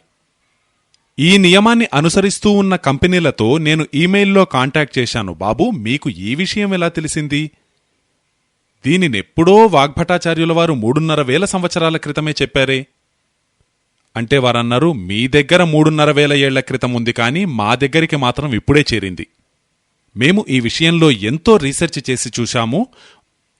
వాటి ఫలితంగా వారికి తెలిసినదేమిటంటే, ఏ ఉద్యోగులకు భోజనం చేసిన తరువాత కునుకు తీయడానికి అవకాశమిస్తున్నారో వారి పనిచేసే ఎఫిషియన్సీ 3 రెట్లు పెరిగింది. ఎఫిషియన్సీ పెరిగింది. దానితో వారంటున్నారు, ముందు కంటే ఎక్కువగా పనిచేస్తున్నారు. జీతం అంతే, కేవలం కునుకు తీసుకోవడానికి అవకాశమివ్వడం జరిగిందంతే. దానితో వారి పనితనమే పెరిగింది. కనుక మీరు కూడా ఇలా చేసి చూడవచ్చు. తల్లులు సోదరీమణులకు ముఖ్యంగా ఈ విషయాన్ని నివేదిస్తున్నాను. ఎందుకంటే మీకు ఇంట్లో పని తక్కువగా ఉండదు. ఏదైనా ఫ్యాక్టరీని నడపడం తేలికే గాని ఇంటిని నడపడం మాత్రం చాలా కష్టం. ఇంట్లో కూడా అన్నిటికంటే కష్టమైన పని పిల్లల పెంపకం. నా ఉద్దేశ్యంలో ప్రపంచంలో దీనిని మించిన పని మరొకటి లేదు. కాబట్టి మీకు ఎంతో పని ఉంది. అందుకే మీరు భోజనం చేసిన తరువాత ఒక చిన్న కునుకు తీయడం అలవాటు చేసుకోండి. పనులన్నీ పక్కన పెట్టి కేవలం కునుకు తీయండి. నేను మీకిలా ఎందుకు చెబుతున్నానంటే, మీ శరీరాన్ని ఆరోగ్యంగా ఉంచుకోవడం కంటే ముఖ్యమైన పని ఈ ప్రపంచంలో మరొకటి లేదు కనుక. మీ శరీరం ఆరోగ్యంగా ఉన్నప్పుడే ఇకపై కూడా ఇల్లు సక్రమంగా కొనసాగుతుంది. కనుక నిస్సంకోచముగా, ఎటువంటి గౌరవాలకు పోకుండా, ఏమాత్రం సిగ్గుపడకుండా, అత్తగారున్నారని సిగ్గుపడటమో మామగారున్నారని సిగ్గుపడటమో చేయకుండా, భర్త ఉన్నారనో పిల్లలున్నారనో సంకోచించకుండా, మీరు మధ్యాహ్నం భోజనం చేసిన తరువాత తప్పకుండా కునుకు తీయండి. 20 నిమిషాల నుంచి 40 నిమిషాల వరకు మీ జీవితం సుఖమయమవుతుంది. మీరు జీవితాంతం ఆనందంగా ఉంటారు. ఇందులో సిగ్గుపడవలసిన విషయమేమీ లేదు. ఇది శరీరం యొక్క అవసరం. ఇప్పుడు ఆకలి వేస్తే అన్నం తింటాం, ఇందులో సిగ్గుపడేదేముంది? అలాగే భోజనం చేయడంతోటే బ్లడ్ ప్రెషర్ పెరుగుతుంది. బ్రెయిన్ ఎక్కువ ప్రెషర్ను తట్టుకోలేదు. కనుక నిద్రపోవడమే శరీరానికి మంచిది. కాబట్టి మీరు కునుకు తీయండి. పురుషులకు నేను నివేదించేదిదే. మీరనవచ్చు, మాకు దుకాణంలో వ్యవస్థ లేదు అని. ఏర్పాటు చేసుకోండి. ముందో వెనకో విరగ్గొట్టో పగలగొట్టో మీ కాళ్ళు చాపుకోవడానికి అనువుగా ఏర్పాటు చేసుకోండి. మేము బ్యాంకులో పనిచేస్తున్నాము, బీమా కంపెనీలో పనిచేస్తున్నాము అనేటట్లయితే యూరోప్లోనూ అమెరికాలోనూ ఏ బ్యాంకులు ఏ బీమా కంపెనీలలో ఈ నియమాన్ని ఏర్పాటు చేశారో వాటి లిస్ట్ మీకు పంపుతాను. కనుక మీరు దానిని చూపించి మీ బ్యాంకులో కూడా ఆ మార్పు చేయడానికి ప్రయత్నించండి. అమెరికాలోనూ, కెనడాలోనూ, బ్రిటన్లోనూ, ఆస్ట్రేలియాలోనూ, న్యూజిలాండ్లోనూ చట్టాలు చేయగలిగితే భారతదేశంలో ఎందుకు చేయలేరు? వాగ్భటులు భారతీయులే కదా. కాబట్టి మీ బ్యాంకులు, బీమా కంపెనీలలో కూడా ప్రయత్నించండి. మీకు తెలుసా, ఈ బీపీఓ సెక్టార్ ఉంది కదా, దానిలో ఈ మార్పు జరిగింది. గురుగాంలో మొదలయింది. వారు మొదలుపెట్టారు. మధ్యాహ్నం భోజనం తరువాత కునుకు తీయడానికి అవకాశమివ్వడం ప్రారంభించారు. ఇలా బీపీఓ సెక్టర్లోనూ, ఐటీ సెక్టర్లోనూ మొదలయ్యింది అంటే క్రమక్రమంగా మీకు కూడా అది వస్తుంది. ఇప్పుడు మీకో విరుద్ధమైన విషయం చెబుతున్నాను. నేను గుజరాత్కి వెళుతూ ఉంటాను, రాజస్థాన్కి వెళుతూ ఉంటాను. జైపూర్ లాంటి పట్టణంలో, రాజ్కోట్ వంటి పట్టణంలో మధ్యాహ్నం పూట బజార్ అంతా మూసివేయబడి ఉంటుంది. రాజ్కోట్లో కోట్ల రూపాయల వ్యాపారం జరుగుతుంది ప్రతిరోజు. కానీ మధ్యాహ్నం పూట మాత్రం ఎంత కోటీశ్వరుడైనా కూడా మీకు దుకాణంలో దొరకడు. ఎక్కడున్నారండి అంటే భోంచేసి కునుకు తీస్తున్నారు అంటారు. ఎంతో సుఖంగా జీవిస్తున్నారు వారు, ఎంతో సుఖంగా, ఎంతో సుఖమయ జీవితాన్ని గడుపుతున్నారు వారు. కాఠియావాడ్లో నేను చూశాను. పోర్బందర్ ఏమిటి, రాజ్కోట్ ఏమిటి, జామ్నగర్ ఏమిటి, జునాగఢ్ ఏమిటి, అమ్రేలీ ఏమిటి, మధ్యాహ్నం పూట దుకాణం తెరిచే ఉండదు. ఆఖరికి నేను ఎటువంటి వాళ్లను చూశానంటే, వినియోగదారుడొచ్చి ఉంటాడు కోట్ల రూపాయలు చేతపట్టుకుని. సేటుగారంటారు, మీరు సాయంత్రం రండి 4 గంటల తర్వాత. అయ్యా సేటుగారు, నా దగ్గర డబ్బులు నిండి ఉన్న సంచులున్నాయి అంటే సాయంత్రం తీసుకురండి అంటారు. నాకిప్పుడంత ఖాళీ లేదు, నేను పడుకోవాలి అంటారు. ఎంతో సుఖమయంగా జీవిస్తున్నారు వారు. సమయాన్ని పూర్తిగా సద్వినియోగం చేసుకుంటున్నారు. కొందరు తిడుతూ ఉంటారు, ఏమిటి పనికిమాలిన వాళ్లు మధ్యాహ్నం పడుకుంటారు అని. పడుకోవలసిందే. మీరు పూనాకు వెళ్లి చూడండి. పేష్వా కాలం నుంచి పూనా నగరవాసులు మధ్యాహ్నం భోంచేసిన తరువాత తప్పకుండా కునుకుతీస్తారు. పేష్వా ఈ వాగ్భటుని సూత్రాన్ని ఎంతో ప్రచారం చేశాడు. ఇలా అక్కడ కూడా ఉంది, పూనాలో కూడా ఉంది. భారతదేశంలో పాత పట్టణాలన్నిటిలో కూడా ఇలా భోజనం తరువాత విశ్రాంతి తీసుకోవడం ఆనవాయితీగానే ఉంటుంది. కర్ణాటకలో కూడా ఉందా? తమిళనాడు గురించైతే నాకు ఎక్కువగా తెలియదు, ఎందుకంటే నేను ఎక్కువగా ఈ వైపు తిరగలేదు. కాబట్టి మీరీ విషయాన్ని దృష్టిలో ఉంచుకుని ఈ నియమాన్ని పాటించండి. ఇది ప్రకృతికి అనుకూలం, శరీరానికి అనుకూలం. కాబట్టి ఇందులో సిగ్గుపడవలసినదేమీ లేదు, జంకవలసినదేమీ లేదు. సరే, ఇప్పుడు దీనికి విరుద్ధమైన సూత్రం తరువాతది. వారంటారు, ఉదయమూ మధ్యాహ్నమూ మీరు భోజనం చేసిన తరువాత విశ్రాంతి తీసుకుంటే, రాత్రి భోజనం తరువాత అంటే సాయంత్రం భోజనం తరువాత, రాత్రి భోజనము అన్నప్పుడల్లా సాయంత్రం భోజనం అన్నట్లుగా గుర్తుంచుకోవాలి. సాయంత్రం భోజనం తరువాత ఎప్పుడూ నిద్రపోకూడదు. ఇందుకు పూర్తిగా విరుద్ధం. ఉదయం పూట భోజనం చేస్తే తప్పకుండా విశ్రాంతి తీసుకోవాలి. సాయంత్రం పూట భోజనం చేస్తే తరువాత 2 గంటల వరకు విశ్రాంతి తీసుకోకూడదు. 2 గంటలు అంటే 6 గంటలకు భోజనం చేస్తే తిరిగి 8 గంటలకే వెళ్ళండి నిద్రించడానికి, అంతకు ముందు కాదు. 5 గంటలకే భోజనం చేసినట్లయితే 7 గంటల వరకు, అంటే 2 గంటల వరకు విశ్రాంతి తీసుకోనేకూడదు. ఎందుకు? పగటిపూట క్రమానికి సాయంత్రం పూట క్రమం పూర్తిగా విరుద్ధం. ఉదయం పూట సూర్యకాంతి ఉంటుంది, గాలి యొక్క స్పర్శ కూడా తీవ్రంగా ఉంటుంది. సాయంత్రం పూట సూర్యప్రకాశం ఉండదు. దానితో శరీరం యొక్క బయోకెమిస్ట్రీ పూర్తిగా మారిపోతుంది ఉదయానికి సాయంత్రానికి. ఉదయం పూట హార్మోన్స్ వేరు, సాయంత్రం పూట హార్మోన్స్ వేరు. ఇలా సాయంత్రం పూట వారు అబ్జర్వ్ చేసి చెప్పేదేమిటంటే, సాయంత్రం భోజనం చేసిన తరువాత వెంటనే నిద్రించకూడదు. ఒకవేళ నిద్రపోతే హార్ట్ అటాక్, డయాబెటీస్ ఇటువంటి వ్యాధులెన్నో వచ్చే అవకాశం ఉంది. కనుక సాయంత్రం భోంచేసిన తరువాత విశ్రాంతి తీసుకోకూడదు. పగటిపూట భోంచేసిన తరువాత మాత్రం విశ్రాంతి తీసుకోవాలి. ఆ తరువాత 3వ సూత్రం వారు చెబుతారు. దానిలో బహుశా ఈ రెండింటినీ మేళవించారు. వారెప్పుడూ ఎక్స్ట్రీంకు వెళ్లలేదు. వాగ్భటులు మధ్యలోనే ఉండేవారు, మధ్య మార్గంలో. వారంటారు, ఉదయం పూటగాని సాయంత్రం పూటగాని మీరు ఈ నియమాన్ని పాటించలేకపోతే ఏదైనా కారణం చేత, మీరీ నియమాన్ని పాటిస్తే చాలా మంచిది. ఒకవేళ మీరీ నియమాలని పాటించలేకపోతే 10 నిమిషాల పాటు వజ్రాసనంలో తప్పకుండా కూర్చోవాలి. ఉదయము సాయంత్రము 2 పూటల. పగటిపూట మీరీ నియమాన్ని పాటించలేకపోతే, అంటే భోంచేసిన తరువాత మీరు విశ్రాంతి తీసుకోలేకపోతే, అలాగే సాయంత్రం పూట కూడా భోంచేసిన తరువాత 2 గంటల వరకు నిద్రించకూడదు అన్న నియమాన్ని కూడా మీరు పాటించలేకపోతే, ఏదైనా కారణం వల్ల, కారణమేదైనా, వారంటారు వజ్రాసనంలో తప్పకుండా 10 నిమిషాల పాటు కూర్చోవాలి. వజ్రాసనం అంటే మీ అందరికీ తెలుసు కదా, ఈ కాళ్లను ఇలా వెనుకకు మడిచి, అంతే 10 నిమిషాల పాటు. పగటిపూట సాయంత్రం పూట కూడా. ఇంకా ప్రాణాయామము యోగముల విషయంలో పతంజలి మహర్షి చెప్పారు, భోజనం చేసిన తరువాత వేయవలసిన ఏకైక ఆసనం ఇదే, మరి ఏ ఇతర ఆసనాన్ని మీరు వేయకూడదు. అలాగే పతంజలి మహర్షి అంటారు, పతంజలి మహర్షి వాగ్భటులకు తరువాతి కాలంలో వచ్చినవారు.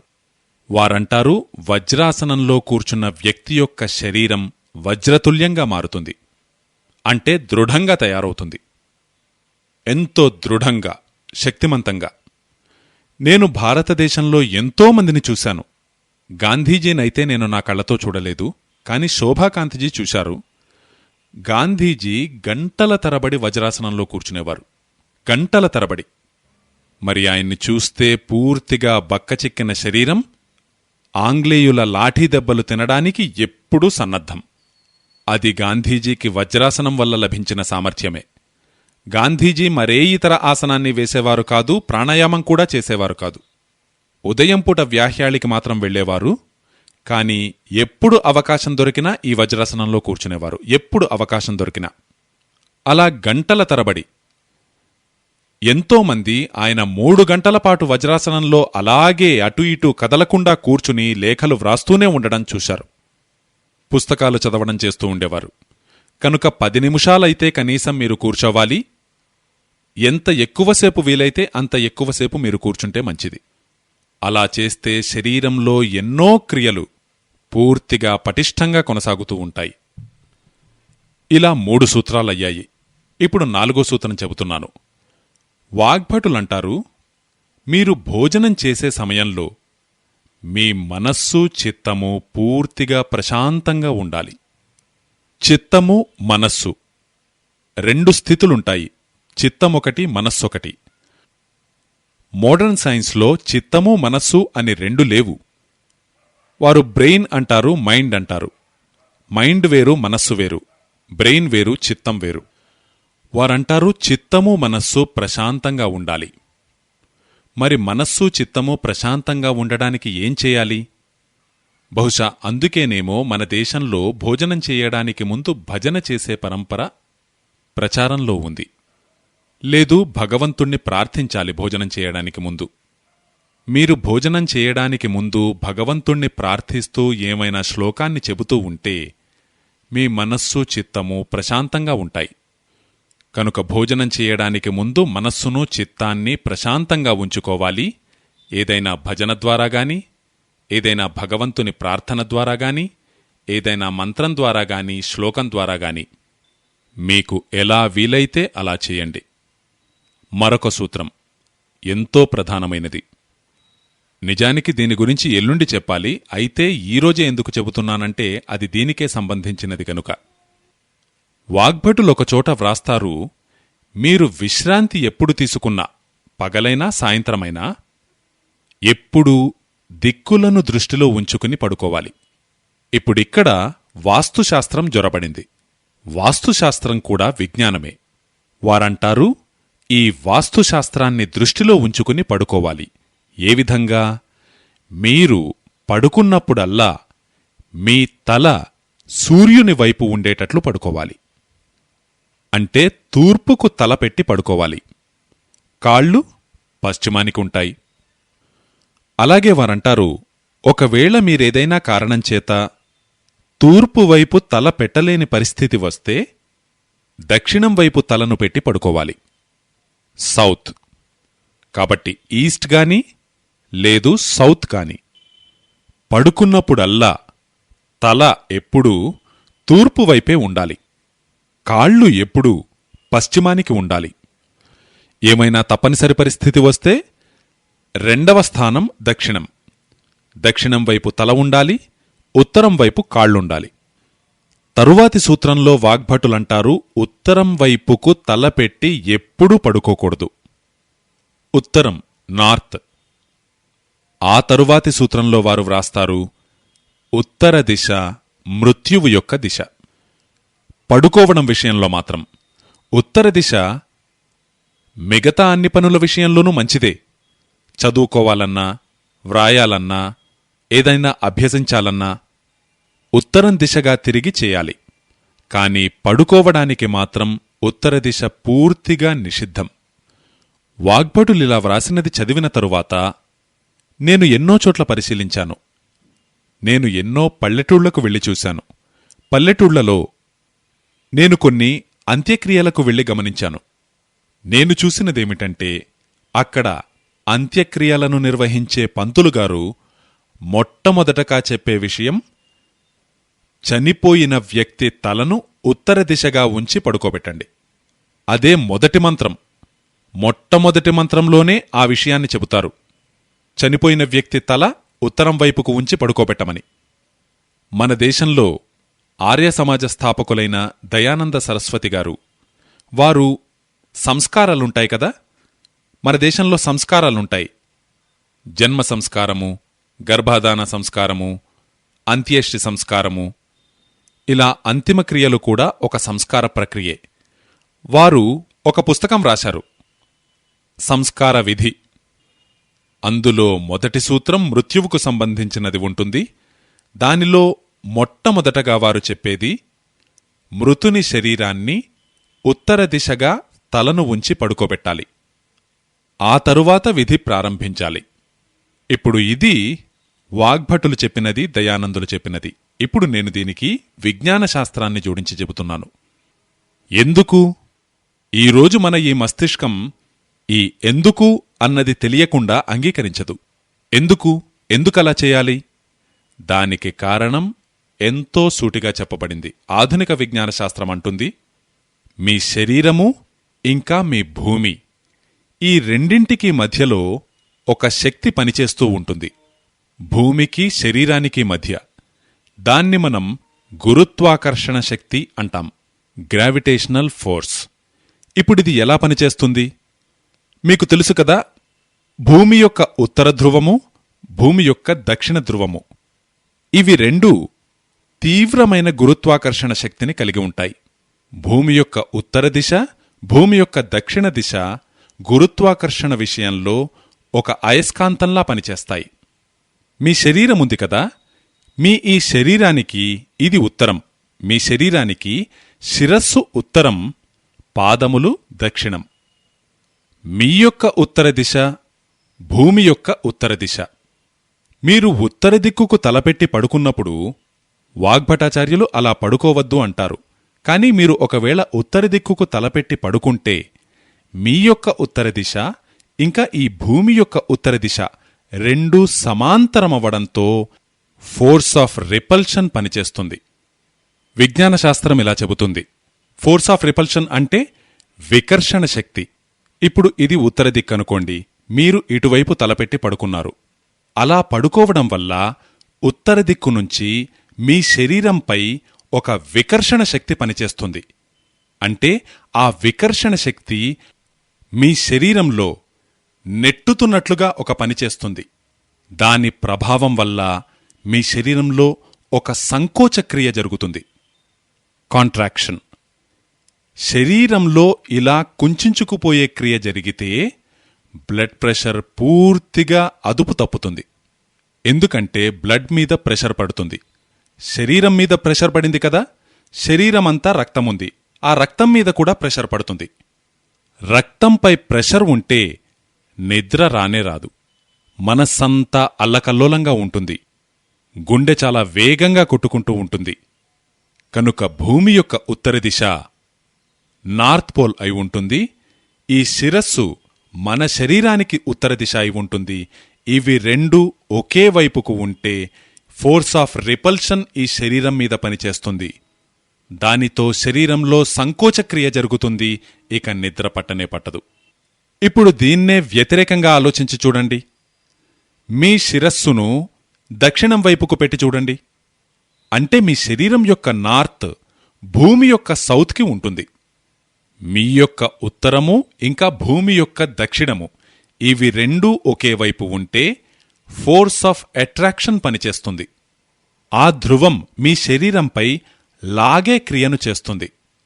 ఈ రకమైన లాగడమనే క్రియ జరిగినప్పుడు, ఇప్పుడు ఉదాహరణకు ఇది దక్షిణ దిక్కనుకోండి, మీరటువైపు తలపెట్టి పడుకున్నప్పుడు ఎవరైనా మిమ్మల్ని లాగుతున్నారనుకోండి, అలా లాగడం వల్ల మీ శరీరం కొద్దిగా సాగుతుంది.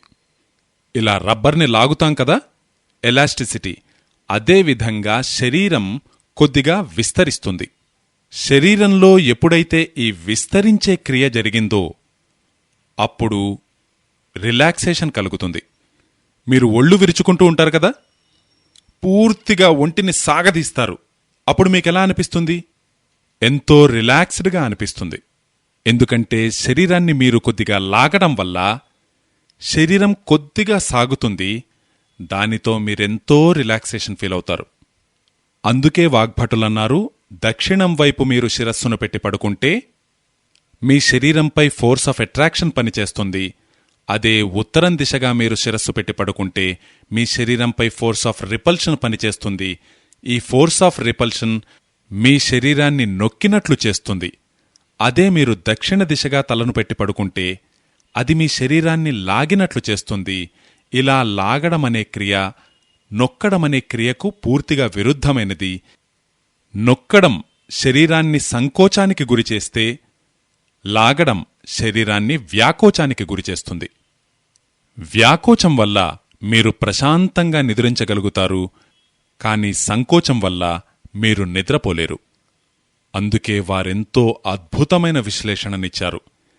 నా విశ్వాసం ప్రకారం ఈ విశ్లేషణ జీవితంలో అన్ని రకాలైన మానసిక రోగాలను తొలగించగలిగేది.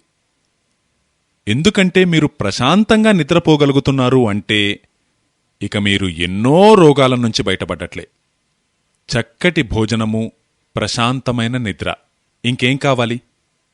మీరు ప్రశాంతంగా నిద్రపోగలిగి మీ బ్రెయిన్పై ఎప్పుడు ఫోర్స్ ఆఫ్ అట్రాక్షన్ యొక్క ప్రభావం పడాలంటే దక్షిణ దిశగా తలపెట్టి పడుకోవడం మంచిది, లేదంటే తూర్పు వైపు తలపెట్టి పడుకోవడం మంచిది. ఇప్పుడు ఈ తూర్పులో ఉన్న విశేషమేమిటి? తూర్పును గురించి భూమిపై రీసెర్చ్ చేసేవారందరూ చెప్పేదేమిటంటే తూర్పు న్యూట్రల్. ఈ తూర్పు దిక్కుంది కదా, ఇది న్యూట్రల్. కాబట్టి అక్కడ ఫోర్స్ ఆఫ్ అట్రాక్షను అధికంగా లేదు, ఫోర్స్ ఆఫ్ రిపల్షను అధికంగా లేదు. ఒకవేళ ఉన్నా కూడా ఒకదానినొకటి న్యూట్రలైజ్ చేసుకుంటాయి. కనుక తూర్పు వైపు తలపెట్టి పడుకుంటే మీరు న్యూట్రల్గా ఉంటారు. దానితో మీకు తేలికగా నిద్రపడుతుంది, హాయిగా నిద్రపడుతుంది. మరి పశ్చిమం విషయం? పశ్చిమం విషయంలో ఇంకా రీసెర్చ్ జరగవలసి ఉంది. వాగ్భటులు మాత్రం ఆ విషయంలో మౌనం వహించారు. ఏ విధమైన విశ్లేషణను వారు పశ్చిమ దిశ గురించి చెప్పలేదు. ఇక ప్రస్తుతం రీసెర్చ్లైతే జరుగుతున్నాయి. వాటి ఫలితమేమైనా తేలితే నేను ఆ విషయాన్ని మీకు చేరవేసే ప్రయత్నం చేస్తాను. పశ్చిమ దిక్కుపై నిదురించే విషయంలో నిజానికి పశ్చిమ దిక్కుపై ఎన్నో పరిశోధనలు జరిగాయి. వాస్తుశాస్త్రజ్ఞులు ఎన్నో పరిశోధనలు చేశారు, పశ్చిమంలో ఏముండాలి ఏముండకూడదు అని. అయితే పడుకోవడం విషయంలో మాత్రం, స్లీప్కి సంబంధించి మాత్రం పశ్చిమ దిశపై చాలా తక్కువ ప్రయోగాలు జరిగాయి. తూర్పు దిక్కుపై జరిగాయి, దక్షిణ దిశపై ఇంకా ఎక్కువ జరిగాయి. ఉత్తర దిక్కుపైన అయితే అన్నిటికంటే ఎక్కువగా ప్రయోగాలు జరిగాయి. కాబట్టి ఈ మూడు దిక్కులను దృష్టిలో ఉంచుకుని పడుకోవాలి. తూర్పువైపు తలపెట్టి పడుకుంటే మరీ మంచిది, లేదంటే దక్షిణం వైపు తలపెట్టి పడుకోవచ్చు. ఇక దీని తరువాత సూత్రం ఇంకా గమ్మత్తుగా ఉంటుంది, చాలా ఇంట్రెస్టింగ్గా ఉంటుంది. వాగ్భటులు ఎవరు తూర్పువైపు తలపెట్టి పడుకోవాలో, ఎవరు దక్షిణం వైపు తలపెట్టి పడుకోవాలో చెబుతారు. వారొక కేటగిరీ తయారు చేశారు. వారంటారు, సాధువులు, సన్యాసులు, బ్రహ్మచర్యాన్ని పాటించేవారు, గృహస్థులు కానివారు, లౌకికమైన మోహమాయలకు దూరంగా ఉండేవారు వీరందరూ తూర్పువైపే తల ఉంచి పడుకోవాలి ఎల్లప్పుడూ. ఇక ప్రపంచాన్ని నడిపేవారు, ఇంటిని నడిపేవారు, భార్యతో సహా పడుకునేవారు, పిల్లలతో సహా పడుకునేవారు వీరందరూ దక్షిణం వైపునే తలపెట్టుకుని పడుకోవాలి. ఇప్పుడిక్కడ పూర్తిగా క్లియర్ అయిపోయింది. ఈ విషయంలో ఏ విధమైన కన్ఫ్యూజన్ ఉండకూడదు. మీరందరూ గృహస్థ జీవనం గడిపేవారు, లోకాన్ని నడిపేవారు, ఇంటిని నడిపేవారు. కాబట్టి మీరు మాత్రం ఈరోజే మీ బెడ్ యొక్క పొజిషన్ని సరిచేసుకోండి. అందరూ దక్షిణం వైపునే తలను పెట్టుకుని పడుకోవాలి. మరి నా వంటివారు, పెళ్లి చేసుకోకుండా బ్రహ్మచారులుగా ఉండేవారు వగైరా వగైరా, వీరు తూర్పు దిక్కునే తలపెట్టుకుని పడుకోవాలి. సాధువుగారు, సాధ్విగారు ఎవరైనా తమ జీవితంలో నైష్ఠిక బ్రహ్మచర్యాన్ని పాటించాలనుకునేవారందరూ, సాధువులు, మహాత్ములు, సంతులు వీరందరూ తూర్పు వైపునే తలపెట్టుకుని పడుకోవాలి. ఇక మీ వంటి గృహస్థులు, లౌకిక వ్యవహారాలను నడిపేవారు దక్షిణ దిక్కునే తలపెట్టుకుని పడుకోవాలి. ఇక ఈ విషయంలో ఏ విధమైన కన్ఫ్యూజన్ లేదు. మీరు మీ విషయం గుర్తుంచుకోండి, నేను నా విషయం గుర్తుంచుకుంటాను. సరే, ఈ రోజుకి సూత్రాలివే. ఇక మీరు ప్రశ్నలు అడగవచ్చు. Note question. సౌత్ డైరెక్షన్లో శరీరం లాగబడుతుంది అన్నారు కదా మీరు. Note answer. శిరస్సు దక్షిణ దిక్కులో ఉన్నప్పుడు. Note question. అవునండి. అయితే మరి హైట్ తక్కువగా ఉన్న పిల్లలను సౌత్ డైరెక్షన్లో తల ఉంచి పడుకోబెడితే? Note answer. తప్పకుండా పడుకోబెట్టండి. ఎత్తు తక్కువగా ఉంది అని మీకనిపిస్తున్న పిల్లలను దక్షిణ దిక్కున తల ఉంచి పడుకోమనండి. 3-4 ఏళ్లలో తేడా మీకే తెలుస్తుంది. పొడుగు పెరగడం మీరే గమనిస్తారు. రాజీవ్ భాయ్, నిన్న మీరు చెప్పారు ఉదయం నిద్రలేవడంతోటే నీళ్లు త్రాగమని.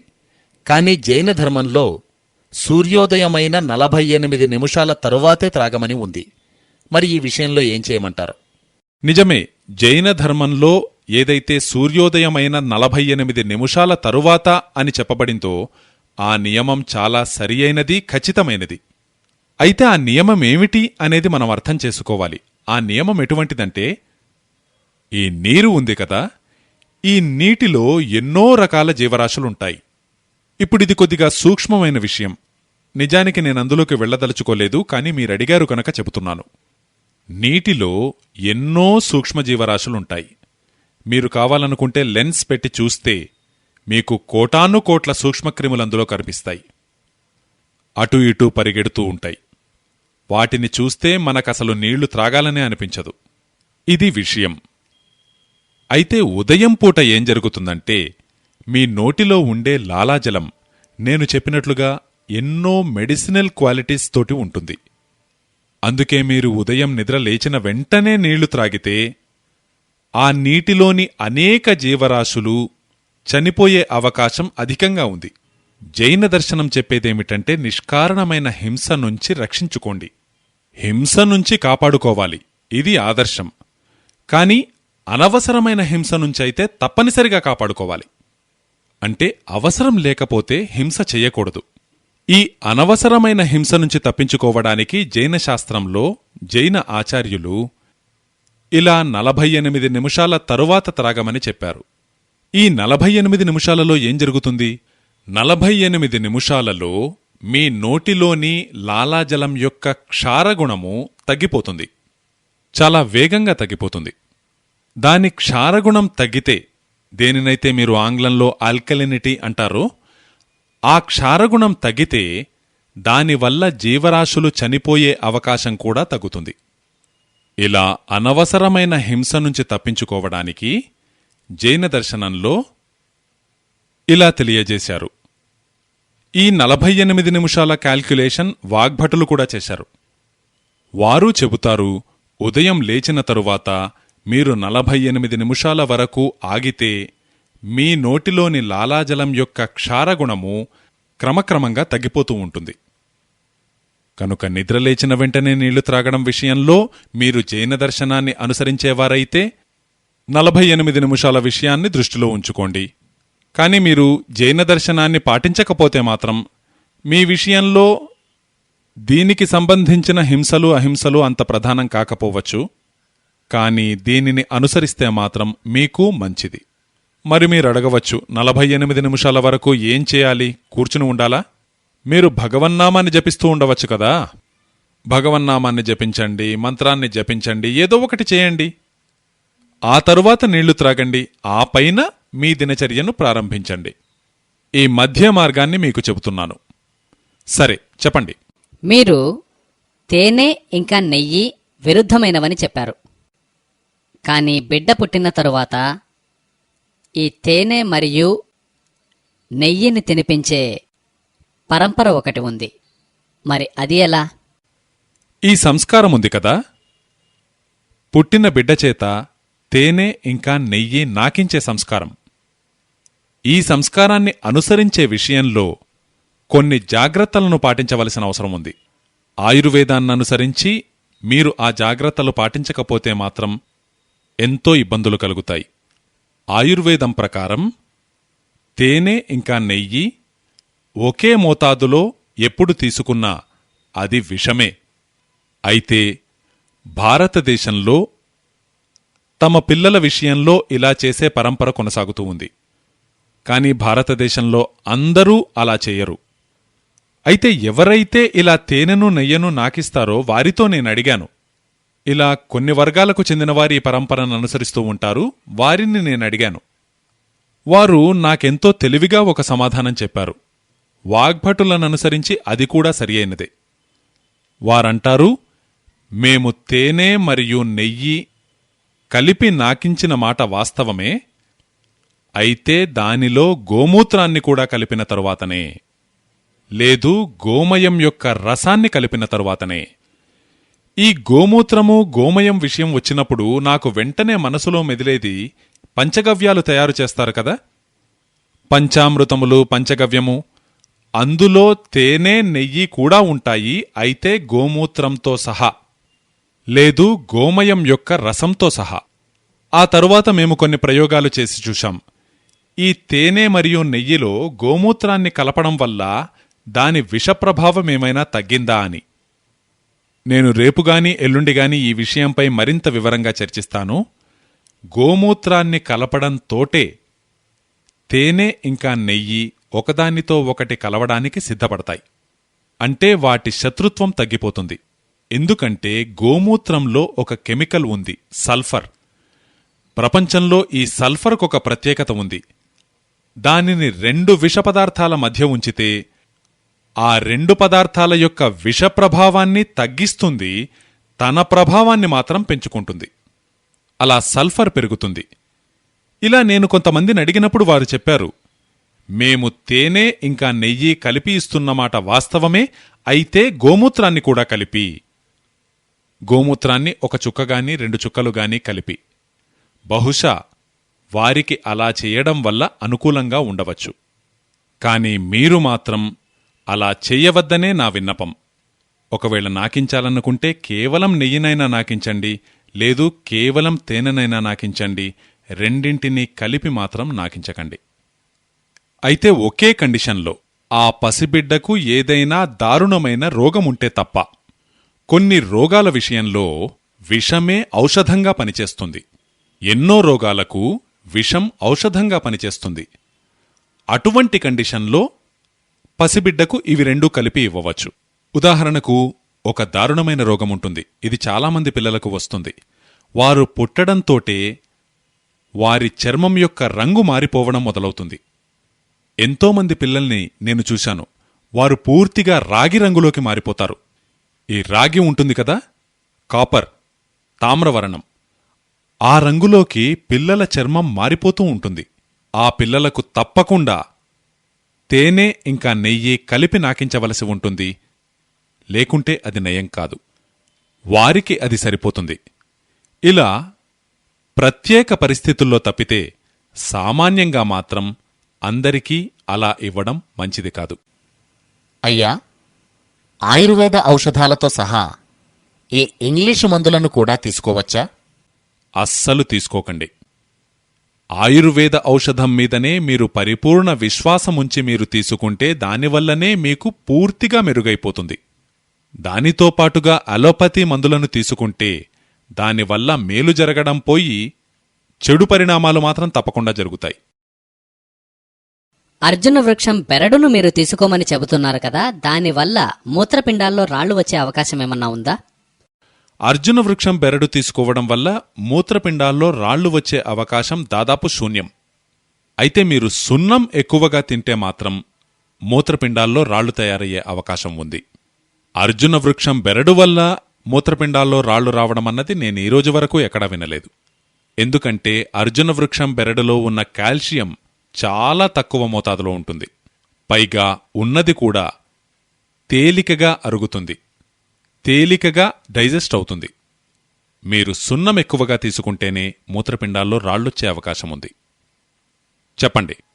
నోట్ క్వశ్చన్: మూత్ర విసర్జన చేసిన తరువాత నీళ్లు త్రాగితే మంచిదా, లేదు ముందు త్రాగితే మంచిదా? Note answer. రేపటి వరకు వేచి ఉండండి. రేపు చెప్పబోయే దానిలో మీకు దీని సమాధానం వస్తుంది. అయ్యా, మీరడగండి. ఏమిటి, కషాయమా? కషాయం సాయంత్రం కూడా త్రాగవచ్చు, కానీ ఉదయం పూటే త్రాగితే మంచిది. సాయంత్రం కూడా త్రాగవచ్చు, అయితే ఉదయం త్రాగడం వల్లనే చాలా మంచిది. సాయంత్రం త్రాగడం వల్ల నష్టమేమీ లేదు, కానీ ప్రయోజనం కూడా చాలా తక్కువ. మీరు కషాయం వల్ల ఎక్కువ ప్రయోజనాన్ని పొందాలనుకుంటే మాత్రం ఉదయమే త్రాగాలి. అయ్యా చెప్పండి. వీరికి ఉదయం లేవడంతోటే టీ త్రాగడం అలవాటు. టీ త్రాగడం వల్ల ఏమైనా నష్టముందా అని అడుగుతున్నారు. చూడండి, మీకొక ముఖ్యమైన విషయం చెబుతున్నాను. టీ త్రాగడం వల్ల ప్రధానమైన నష్టం అందులోని చక్కెర వల్ల. ఈ షుగర్ ఉంది కదా, చక్కెర, ఇది టీ పొడికి సరిపోదు. ఒకవేళ మీరు టీ త్రాగాలనుకుంటే నిజానికి త్రాగకపోతేనే మంచిది. ఎందుకంటే టీ యొక్క గుణస్వభావాలు భారతీయులకు అనువైనవి కావు. ఈ టీ అనేది భారతీయుల కోసమే కాదు. ఇదే టీ యూరపు, అమెరికాల కోసమైతే చాలా మంచిది, గాని మనకు మాత్రం విషతుల్యమే. కాఫీ అయితే ఇంకా ఎక్కువ. ఉష్ణదేశాలలో టీ, కాఫీలు సరిపోవు. అయినా మీరు తాగుతుంటే, మీరు మంచిది కాదని చెబుతున్నారు నిజమే, కాని అలవాటైపోయింది, ఏం చేయమంటారు అని మీరనేటట్లయితే మీకొక పద్ధతి చెబుతున్నాను వినండి. ఆ పద్ధతి ఏమిటంటే, మీరు చక్కెరకు బదులుగా బెల్లంతో చేసిన టీని త్రాగండి. ఎందుకు అనేది అర్థం చేసుకోండి. బెల్లము క్షారగుణం కలిగినది, చక్కెర ఆమ్లగుణం కలిగినది. చక్కెర డిసింటిగ్రేట్ అయిన తర్వాత దాని యొక్క అంతిమ పరిణామం యాసిడ్గానే ఉంటుంది. అదే బెల్లం డిసింటిగ్రేట్ అయిన తరువాత దాని అంతిమ పరిణామము క్షారగుణమై ఉంటుంది. మీ కడుపులో ఇప్పటికే ఆమ్లాలు అధికంగా ఉంటాయి, ఇక ఉదయం పూటైతే మరీ ఎక్కువగా ఉంటాయి. ఆ సమయంలో ఆమ్లగుణం కలిగిన చక్కెర కలిపిన టీని మీరు త్రాగితే అది మీలోని ఎసిడిటీని ఇంకా పెంచుతుంది. కనుక మీరు టీ త్రాగాలంటే బెల్లంతో చేసిన టీనే త్రాగండి. ఇప్పుడు బెల్లంతో చేసిన టీ త్రాగాలంటే మీరు దానిలో పాలు వెయ్యలేరు. ఎందుకంటే బెల్లం వల్ల పాలు విరిగిపోతాయి. ఎందుకంటే బెల్లానికి పాలకు స్నేహం లేదు. కాబట్టి పాలు లేకుండా టీ త్రాగండి. కనుక మీరు బ్లాక్ టీ త్రాగండి, బెల్లం వేసుకుని త్రాగండి. మీరు బ్లాక్ టీని బెల్లం వేసుకుని త్రాగేటట్లయితే ఈ విషయంలో నాది మరొక చిన్న విన్నపమేమిటంటే, అందులో కొద్దిగా నిమ్మరసం కలుపుకోండి. అప్పుడు అది న్యూట్రలైజ్ అవుతుంది. నిమ్మరసం అసిడిక్, బెల్లం క్షారగుణం కలిగినది. కాబట్టి బెల్లం యొక్క క్షారగుణాన్ని న్యూట్రలైజ్ చేయాలంటే నిమ్మరసాన్ని కలిపిన బ్లాక్ టీని త్రాగడం మంచిది. సరేనా? అలా చేయండి. అయితే అది త్రాగడానికి ముందు మంచినీళ్లు తప్పకుండా త్రాగండి, మర్చిపోకండి. చెప్పండి. అందుకే నేను చెప్పాను కదా, బెల్లంలో క్షారగుణముంది, నిమ్మరసంలో ఆమ్లగుణముంది. ఈ క్షారము ఆమ్లము కలిసినప్పుడు న్యూట్రలైజ్ అవుతుంది. మీ కడుపులోకి క్షారతత్వం అధికంగా వెళ్లడం కూడా నాకిష్టం లేదు. ఎందుకంటే క్షారతత్వం కూడా దేహానికి నష్టం వాటిల్లి చేస్తుంది. బెల్లం వేయడంతో పెరిగిన క్షారగుణాన్ని 2-3 చుక్కలు నిమ్మరసం వేయడం వల్ల అది న్యూట్రలైజ్ అయిపోతుంది కాబట్టి మీరు జీవితాంతం ఏ ఇబ్బంది లేకుండా త్రాగగలుగుతారు. మీకు వీలైతే పచ్చి ఆకులతో చేసిన టీనే త్రాగండి. మీకు బజార్లో దొరికే ఈ టీ డస్ట్ ఇది మీరెవ్వరికీ మంచిది కాదు.